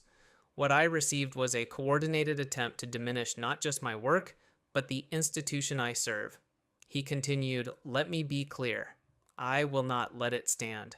We are reviewing all legal options in response to defamatory claims aired nationally without evidence. That evening, as Kash's video passed 1 million views, The View released a short statement. We stand by our broadcast and our commitment to asking tough questions. The wording didn't sit well with many viewers. Journalists from both sides weighed in. Megyn Kelly tweeted inviting someone to speak, then mocking them with tabloid trash isn't journalism. Kash didn't flinch. That's rare. Meanwhile, MSNBC legal counsel convened a late-night meeting with producers and Figliuzzi. Did you vet the nightclub claim? The general counsel asked. Figliuzzi paused. It was widely discussed, publicly noted, but not verified. No, he admitted. The counsel exhaled. We may have a problem. By the next morning, MSNBC issued a new, more cautious statement. We recognize that unverified commentary was made regarding a sitting FBI director. We regret any confusion and are internally reviewing editorial protocols. Kash's lawyer called it a half-hearted deflection. In political circles, the narrative was shifting. This wasn't just a TV gaffe, it was shaping up to be a legal and reputational flashpoint. Rumors swirled that Kash was considering legal action not only against Figliuzzi, but the entire production team of The View, including ABC News, its parent company. Talk of defamation, libel, damage to public image. And through it all, Kash remained steady, calm, calculated. I didn't raise my voice, he told his aide. I raised the bar. Less than 48 hours after the explosive broadcast, Washington was ablaze with commentary. Capitol Hill buzzed with lawmakers trading whispers in corridors and behind closed committee doors. Kash Patel's office received a flood of calls, some from allies applauding his takedown, others warning of the firestorm ahead. On Fox News, Tucker Carlson aired a blistering segment titled When the Media Tries to Destroy You and You Push Back. He played Kash's final words from the set. Truth doesn't need a script, and added, that's a dagger through the heart of corporate media. At ABC, executives debated damage control. Ratings had soared, but the fallout risked long-term credibility. Behind the scenes, producers began combing through past segments, double-checking facts and vetting sources. The View's legal team huddled daily. Joy Behar made a statement on her podcast trying to dial down the rhetoric. It got heated. Maybe too heated. We don't do ambushes, but sometimes guests surprise you. Whoopi, in contrast, doubled down on air. You come on this show, you better come prepared. We don't softball. If Kash can't handle questions, maybe he's not ready for that big chair. Frank Figliuzzi had gone silent. His media appearances paused, his usual MSNBC slots quietly filled with substitute commentators. The silence, however, was not a retreat, it was strategy. Behind closed doors, his legal team was consulting crisis PR specialists. They considered issuing a joint statement with MSNBC, but internal divisions held things up. One faction wanted to fight back. Another urged a quiet apology. Meanwhile, Kash Patel's legal strategy was crystallizing. His lawyers met in Austin, Texas, finalizing the framework of a defamation suit. The draft was relentless, on national television without factual basis or journalistic vetting. Frank Figliuzzi and co-hosts of The View promulgated a knowingly false narrative, suggesting director Patel frequented nightclubs during work hours. The claim is categorically false, damaging to public perception, and grounds for legal action. Kash approved the language personally. The same day, he recorded a new message standing outside the Department of Justice.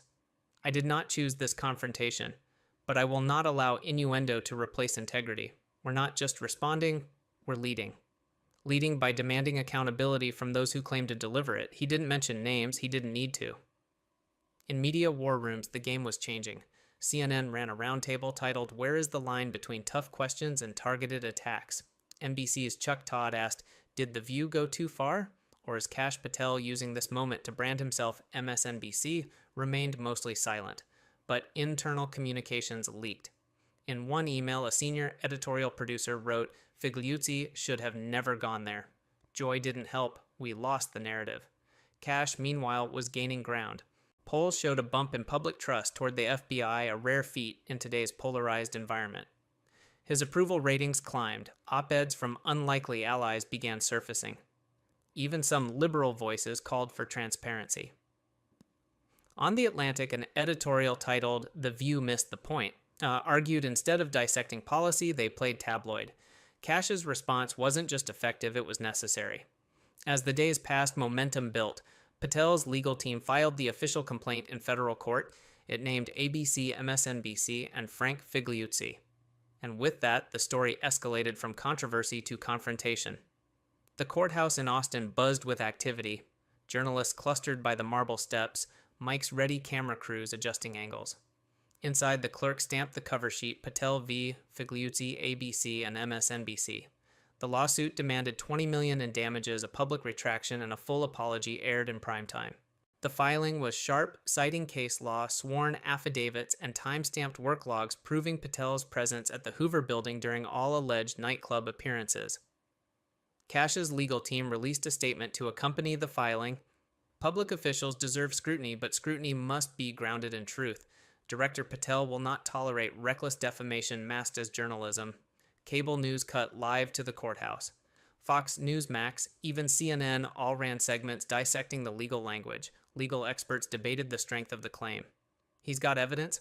Figliuzzi so far doesn't one analyst on court TV observed. Online discourse exploded.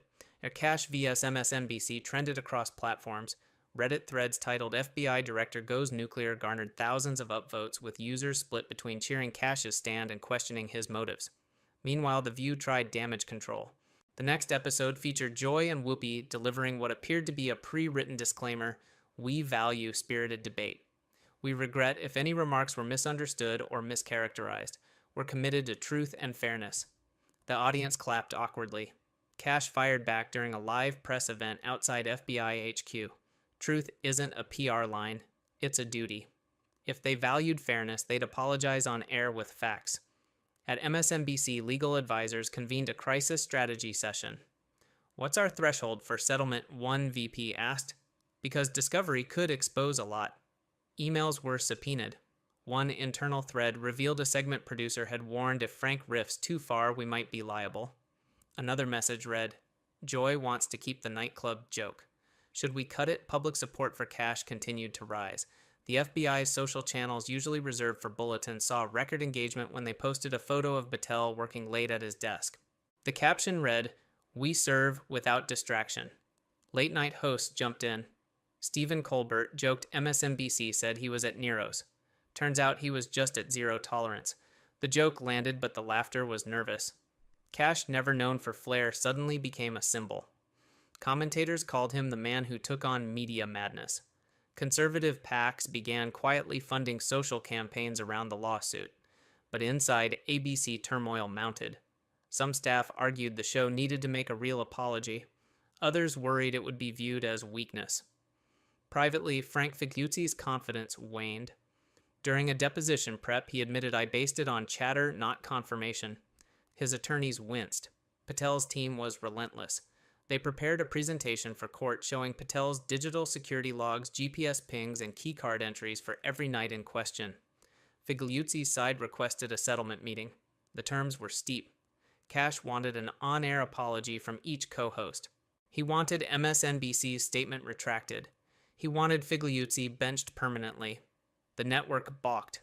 Negotiations stalled, and the court date was set.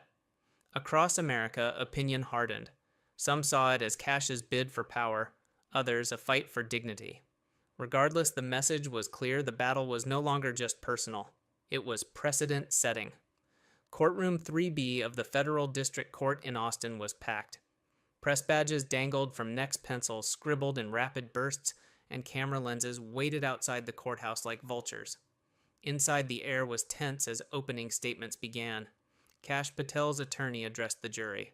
This case is not about politics. It's about facts. Mr. Figliuzzi, aided by a media machine, leveled false claims, unchecked, unverified, and entirely untrue, at a man charged with protecting this nation. On the defense side, MSNBC's attorney emphasized free speech. Our client raised concerns in the spirit of journalistic inquiry. Was it sharp? Yes. But defamation? Absolutely not.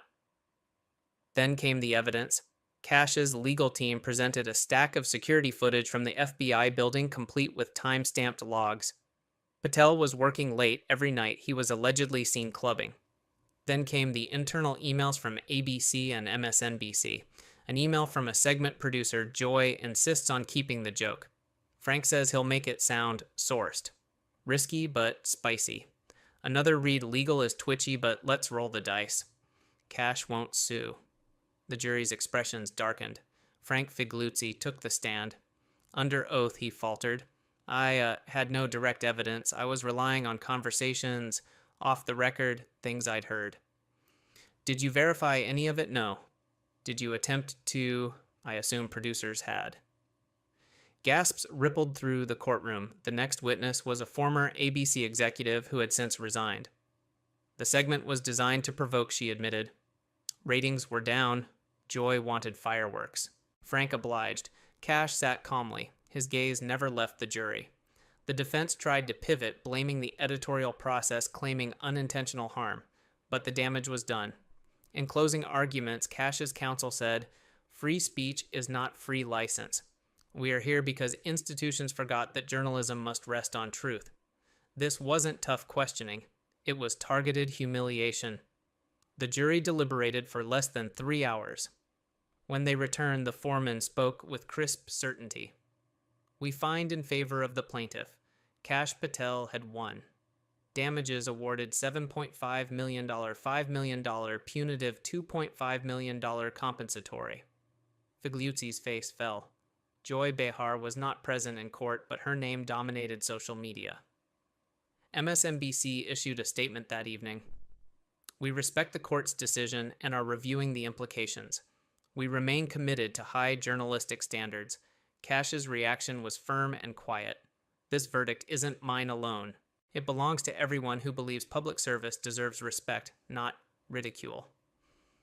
Outside the courtroom, supporters gathered. One held a sign, "Truth still matters." Overnight, media outlets scrambled. Some admitted missteps. Others doubled down. But one thing was clear: this wasn't just a legal win, it was cultural. It was reputational. And for media watchdogs, it was precedent. Kash declined celebratory interviews. Instead, he posted a message to the American people: "I didn't fight this battle for vanity. I fought because silence invites abuse. To those who believed, who stood firm, thank you. We've only just begun." The closing scene of this chapter wasn't a celebration. It was resolve. And in the eyes of many, it made Kash Patel more than a director. It made him a figure. The ruling echoed beyond courtroom walls. Editorial desks across America erupted in tense conversation. At MSNBC, a late-night emergency meeting was convened.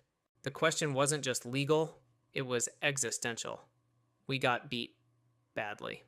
And not just in court, one senior producer admitted, in public trust too. Their network reputation had been bruised. Internally, anchors debated how to move forward.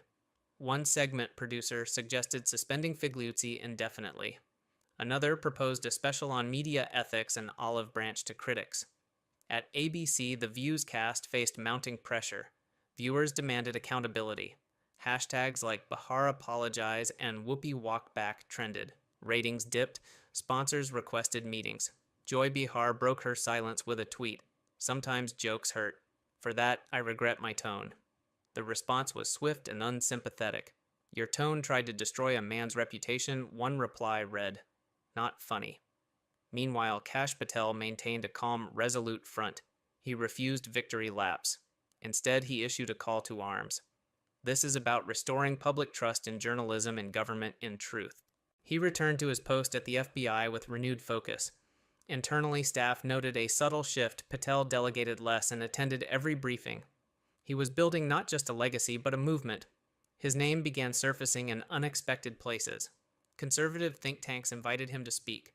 Grassroots forums streamed his court statements. Memes now featured him alongside quotes about integrity and courage. He became more than a symbol, one strategist observed on C-SPAN. He became a pivot point. Media accountability just found its face. MSNBC's leadership huddled for brand damage control. The legal team recommended a settlement to avoid further discovery fallout. Executives resisted. They feared looking weak, but board members demanded transparency. Ultimately, Figliuzzi's contract was not renewed. In a terse internal memo, it read, "We appreciate Mr. Figliuzzi's service. At this time, we are making editorial shifts." His departure triggered headlines. Some painted it as a purge, others as a long overdue course correction.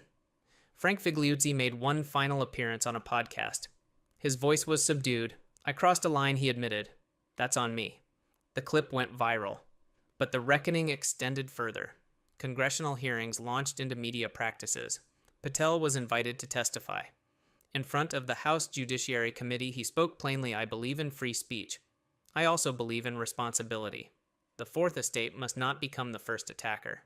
The testimony lit a fire. Journalism schools rewrote ethics modules. Legal pundits debated the implications. One op-ed called it the Kash effect. At The View, changes rolled in quietly. Producers implemented a new vetting policy. Co-hosts underwent editorial training. Behind the scenes, a culture of rethinking emerged. Whoopi issued a brief on-air reflection. "We asked tough questions, but we forgot to ask the right ones." It was the closest thing to a public apology she'd offer. Meanwhile, Kash kept working. He launched an initiative inside the FBI focused on transparency and public outreach. Town halls, digital briefings, open Q&As.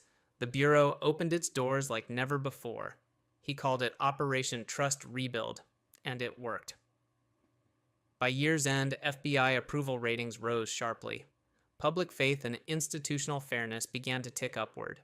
Kash's name appeared in early 2028 VP shortlists. When asked if he was considering a run, he smiled. "My job isn't done yet." In Washington, that answer spoke volumes.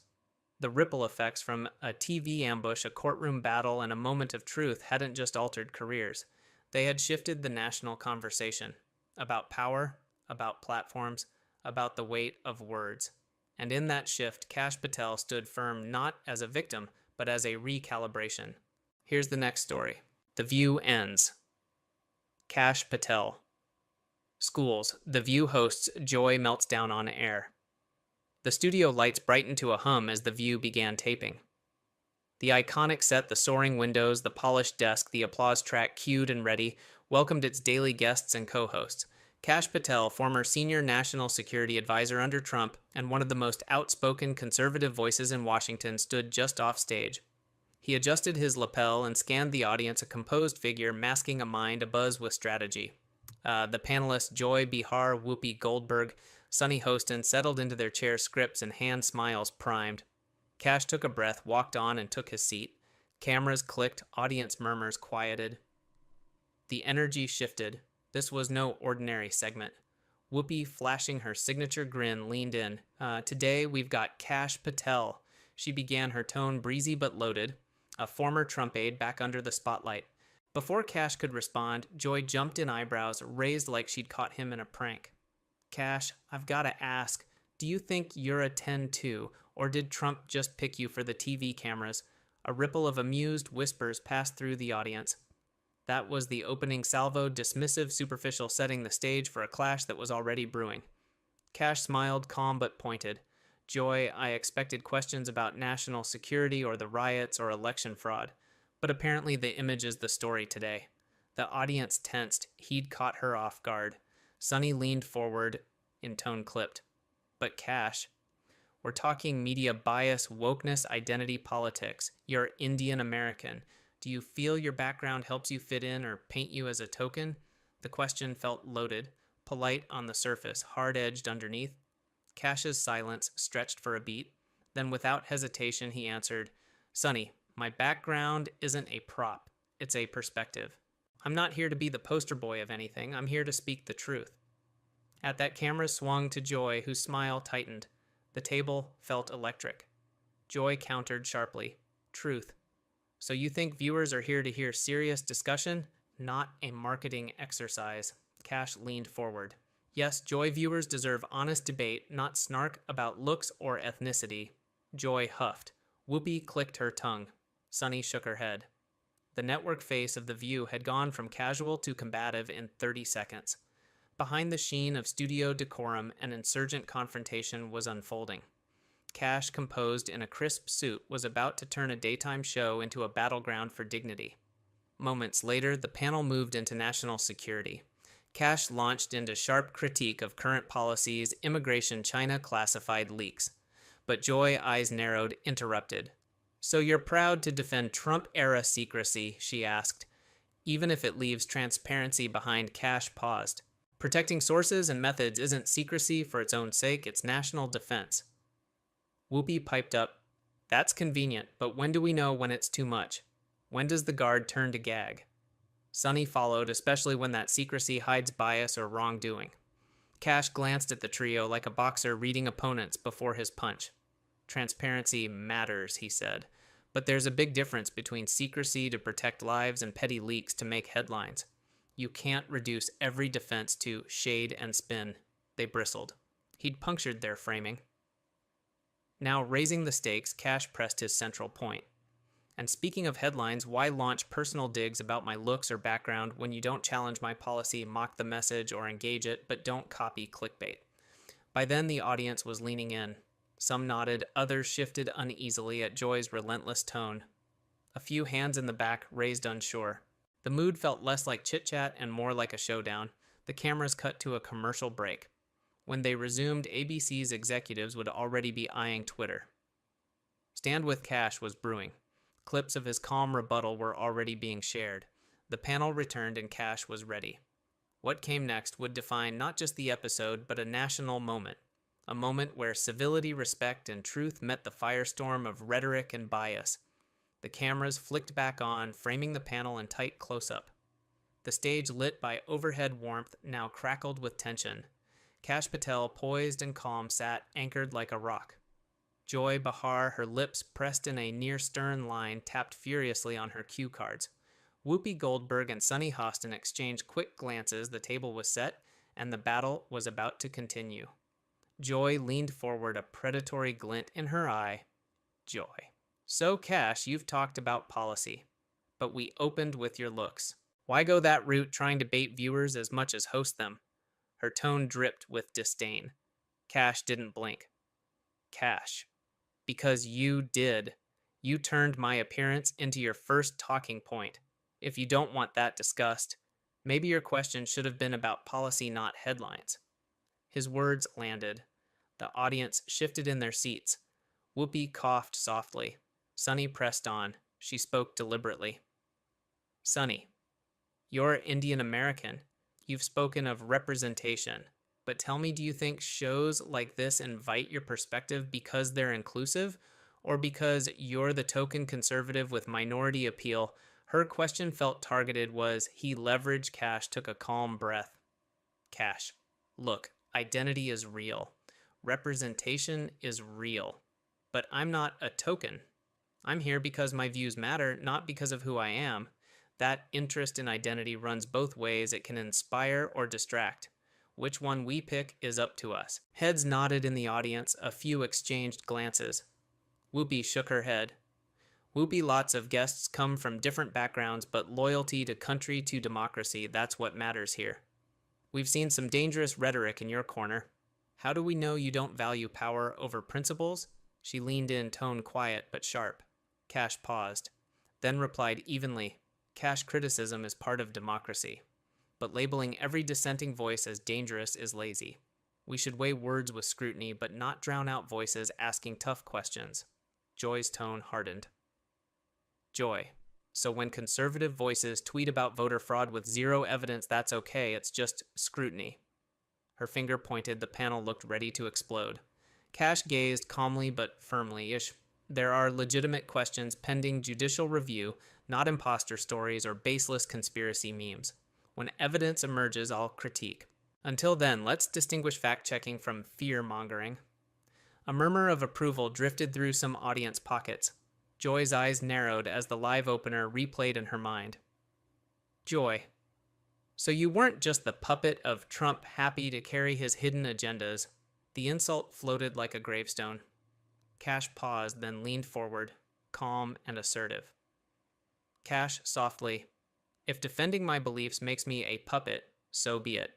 But I follow facts, not followers. If that scares people, we shouldn't fear the truth, we should seek it. A 15-second clip of Kash's fact versus fear line exploded with 2M plus views in 4 hours. ABC producers started pacing. Sponsorship trackers glowed red. Whoopi raised a conciliatory hand. Whoopi, Kash, let's be fair. This show's meant to be conversational. Shouldn't tough talk come from both sides? Kash gave a thoughtful nod. Kash, absolutely. Tough talk shouldn't equate to cheap shots. That's the difference between debate and bullying. Sunny leaned in, voice low but intense. Sunny? Okay, Kash. Last one. If this isn't tokenism, why not critique Democrats who champion woke policies that harm economic mobility in states like Texas? It was a challenge threaded with political calculation, hit him with specifics. Kash smiled. He was ready. Kash fair. Question. I've criticized anyone Republican or Democrat whose ideology hurts working families. Woke should mean justice, not judgment. But if policy punishes struggling parents more than poverty, we must call it out, no matter the label. The studio fell into a hush. Cameras panned over faces, Joy's holding firm, Sunny thoughtful, Whoopi reserved. The audience reaction, it felt quiet but charged. Thousands of redemptive tokens flashed on screens in their minds. In that silence, a shared epiphany settled. Kash had forced them to debate substance, not snark. To challenge narratives, not individuals. To speak ideas, not insults. As the segment closed, producers cut to the commercial break. But the moment had transcended the show. Kash's calm rebuttals had punctured the View's fortress of scripted talking points. Offstage crew exchanged whispers. She's already trending negatively. They can't edit ignorance out of this. Tomorrow's headlines are written. Where Kash's clips dominate social feeds, ABC execs panic over advertiser uproar, Stand with Kash becomes a broader movement, and talk show hosts scramble to quantify the View's damage control options. The stakes are no longer studio high, they've gone national. As the cameras cut, commercial breaks blurred, but the digital world exploded. Hashtags flared, cheer Stand with Kash. View hypocrisy. Facts over fear. TikTok creators looped the fact versus fear zinger intercut with reaction shots of Joy's glare. Twitter checks lit up, he dismantled their whole shtick. That panel wasn't ready for substance, even liberals are warming to Kash's tone. Reddit's political analysis churned. He didn't just clap back, he reframed the debate. This isn't about conservatives, it's about standards. Mainstream media picked it up next.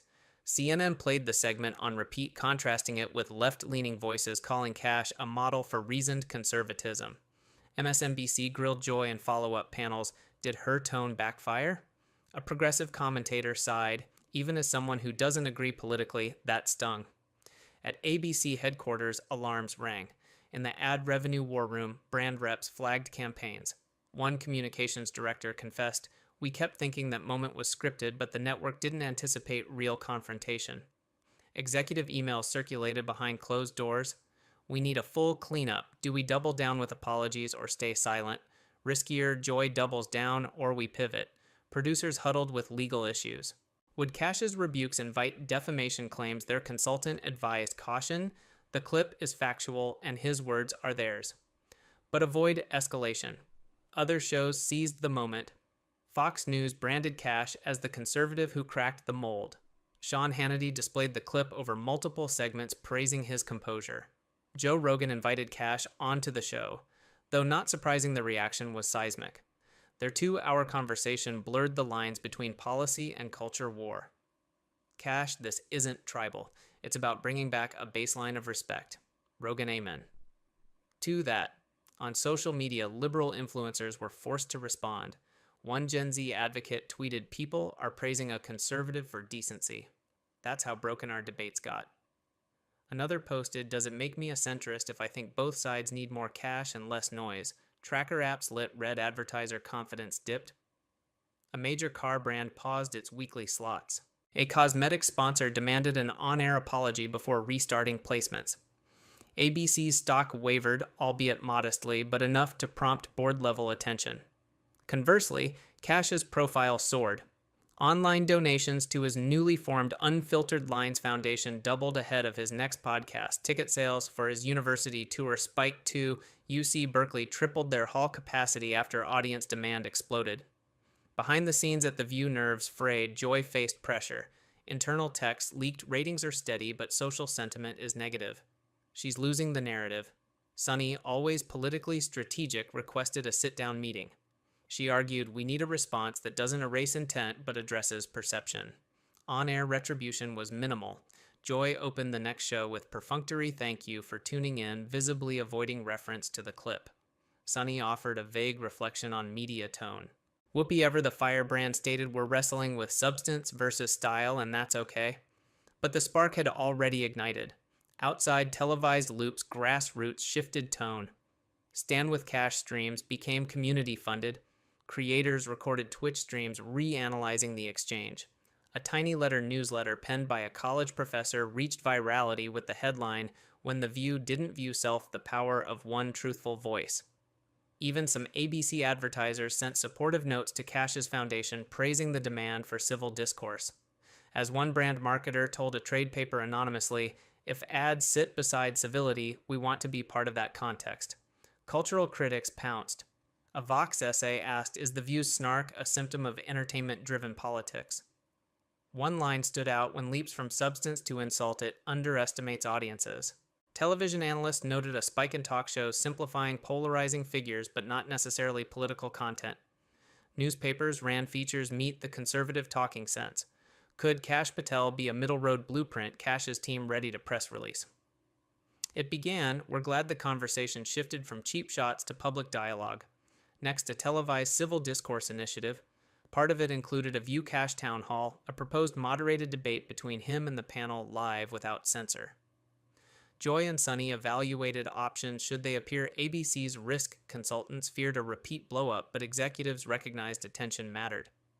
This moment became a cultural touchstone. CBS morphed its format, exploring fact or fear news breaks. Podcasts retooled their host dynamics.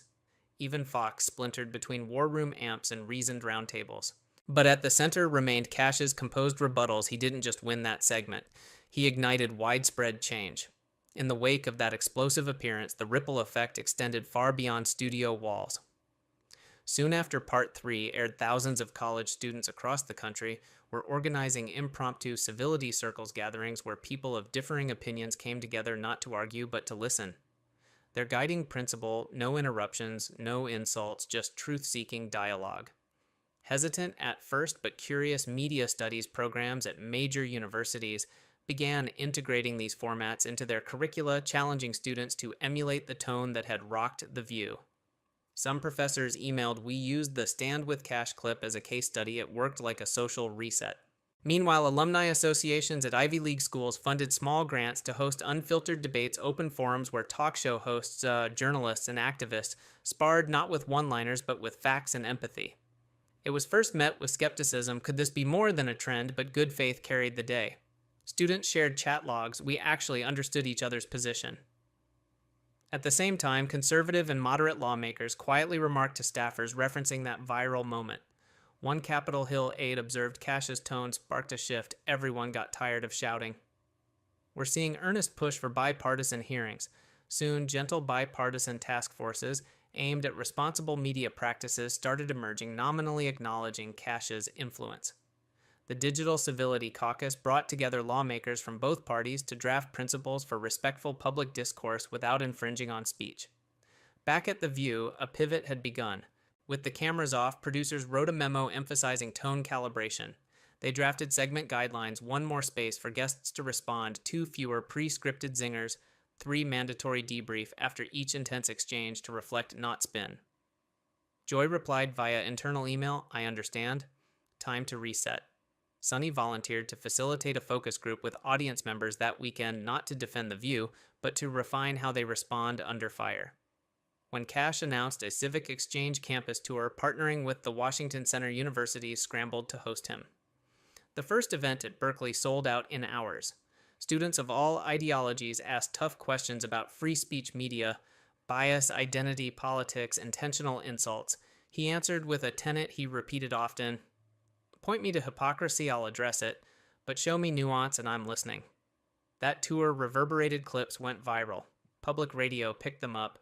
One interviewer asked Kash about his critics, and he replied coolly, "Ask me about substance, not style." The phrase became a meme in journalistic circles. Reporters remarked that if fact-checking was still popular, tone-checking was now trending. Meanwhile, ABC reached out to Kash's team about a town hall format. They rehearsed off-camera a roundtable including Joy, Sunny, Kash, plus an academic moderator, 20 audience members, and live streaming. Logistics aimed for transparency, handwritten audience question cards, no padding, no spin. On the day of the Across the Aisle live broadcast, the contrast was stark. Sparking something unprecedented in daytime television, the participants spoke honestly without scripting. Kash pressed gently, unbiased. Joy admitted she'd let emotion overtake intent. Sunny acknowledged she'd raised identity without focusing on policy. The questions, student debt, media consolidation, online harassment, were blunt, and the answers were grounded. In the hours after, critics on both sides praised the evening. Twitter threads like "Jaw grown up" television emerged. Some admitted surprises liberal viewers, saying, "I found myself agreeing with Kash, at least he showed respect." Conservatives commenting, "Joy's honesty surprised me." Even progressive outlets praised the change. One headline read, "The View didn't go viral, it went honest." Within 48 hours, sponsors drafted letters to ABC. "Thanks for rethinking your tone," said one. A major telecom brand sent a note to Kash's foundation, "We'd like to partner for media literacy events." Another university pledged funding to continue the civic exchange for next year. More impressively, during a congressional briefing on press ethics, lawmakers referenced the event. One moderate rep remarked that show modeled what congressional hearings should be: tough, honest, respectful. It wasn't law yet, but it was a shift in expectations. Public commentary mirrored this change. A Vox commentator wrote, "We don't need less debate, we need better debate." A Rolling Stone op-ed argued that perhaps the public had tired of shouting matches and was ready to hear nuance again. In podcasts, the Kash Conversation blueprint began cropping up. Show producers dissected the format, rethinking how they framed guests and follow-ups. Ratings for politically charged shows stabilized, but viewers increasingly demanded substance with civility. Of course, backlash persisted.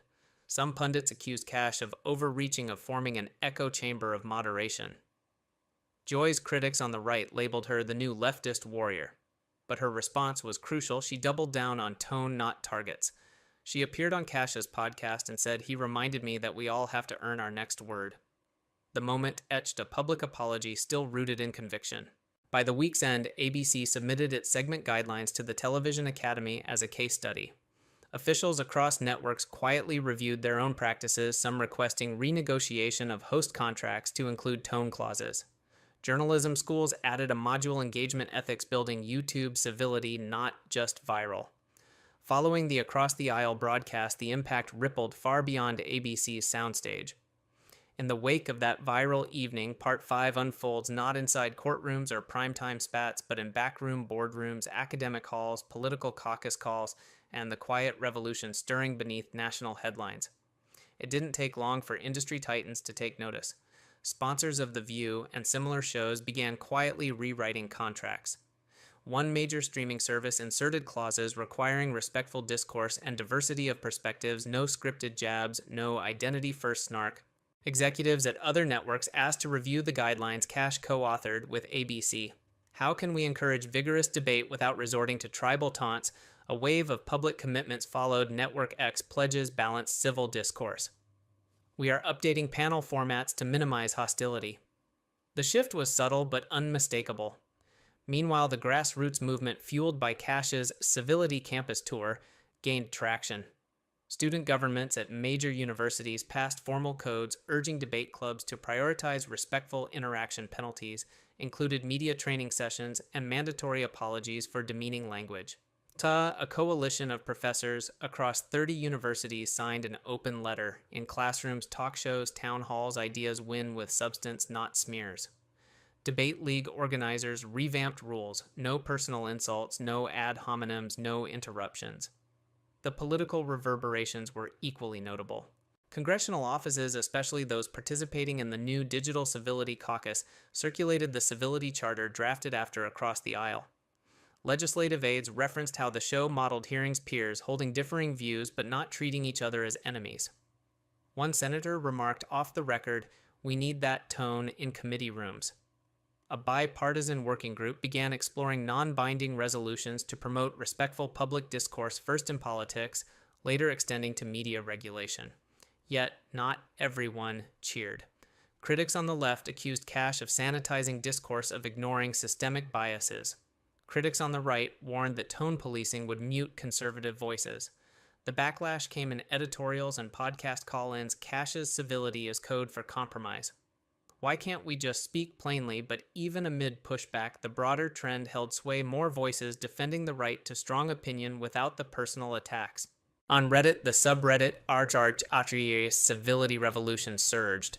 Threads dissected tense interviews, praising moments where participants paused before responding or when hosts intervened to enforce respect. Top posts weren't attacks, they were breakdowns. Notice how Joy asks a genuine question here, not a gotcha, solid discussion. Upvotes skyrocketed. A Grassroots campaign petitioning news channels to label civility champions emerged, celebrating hosts who modeled it.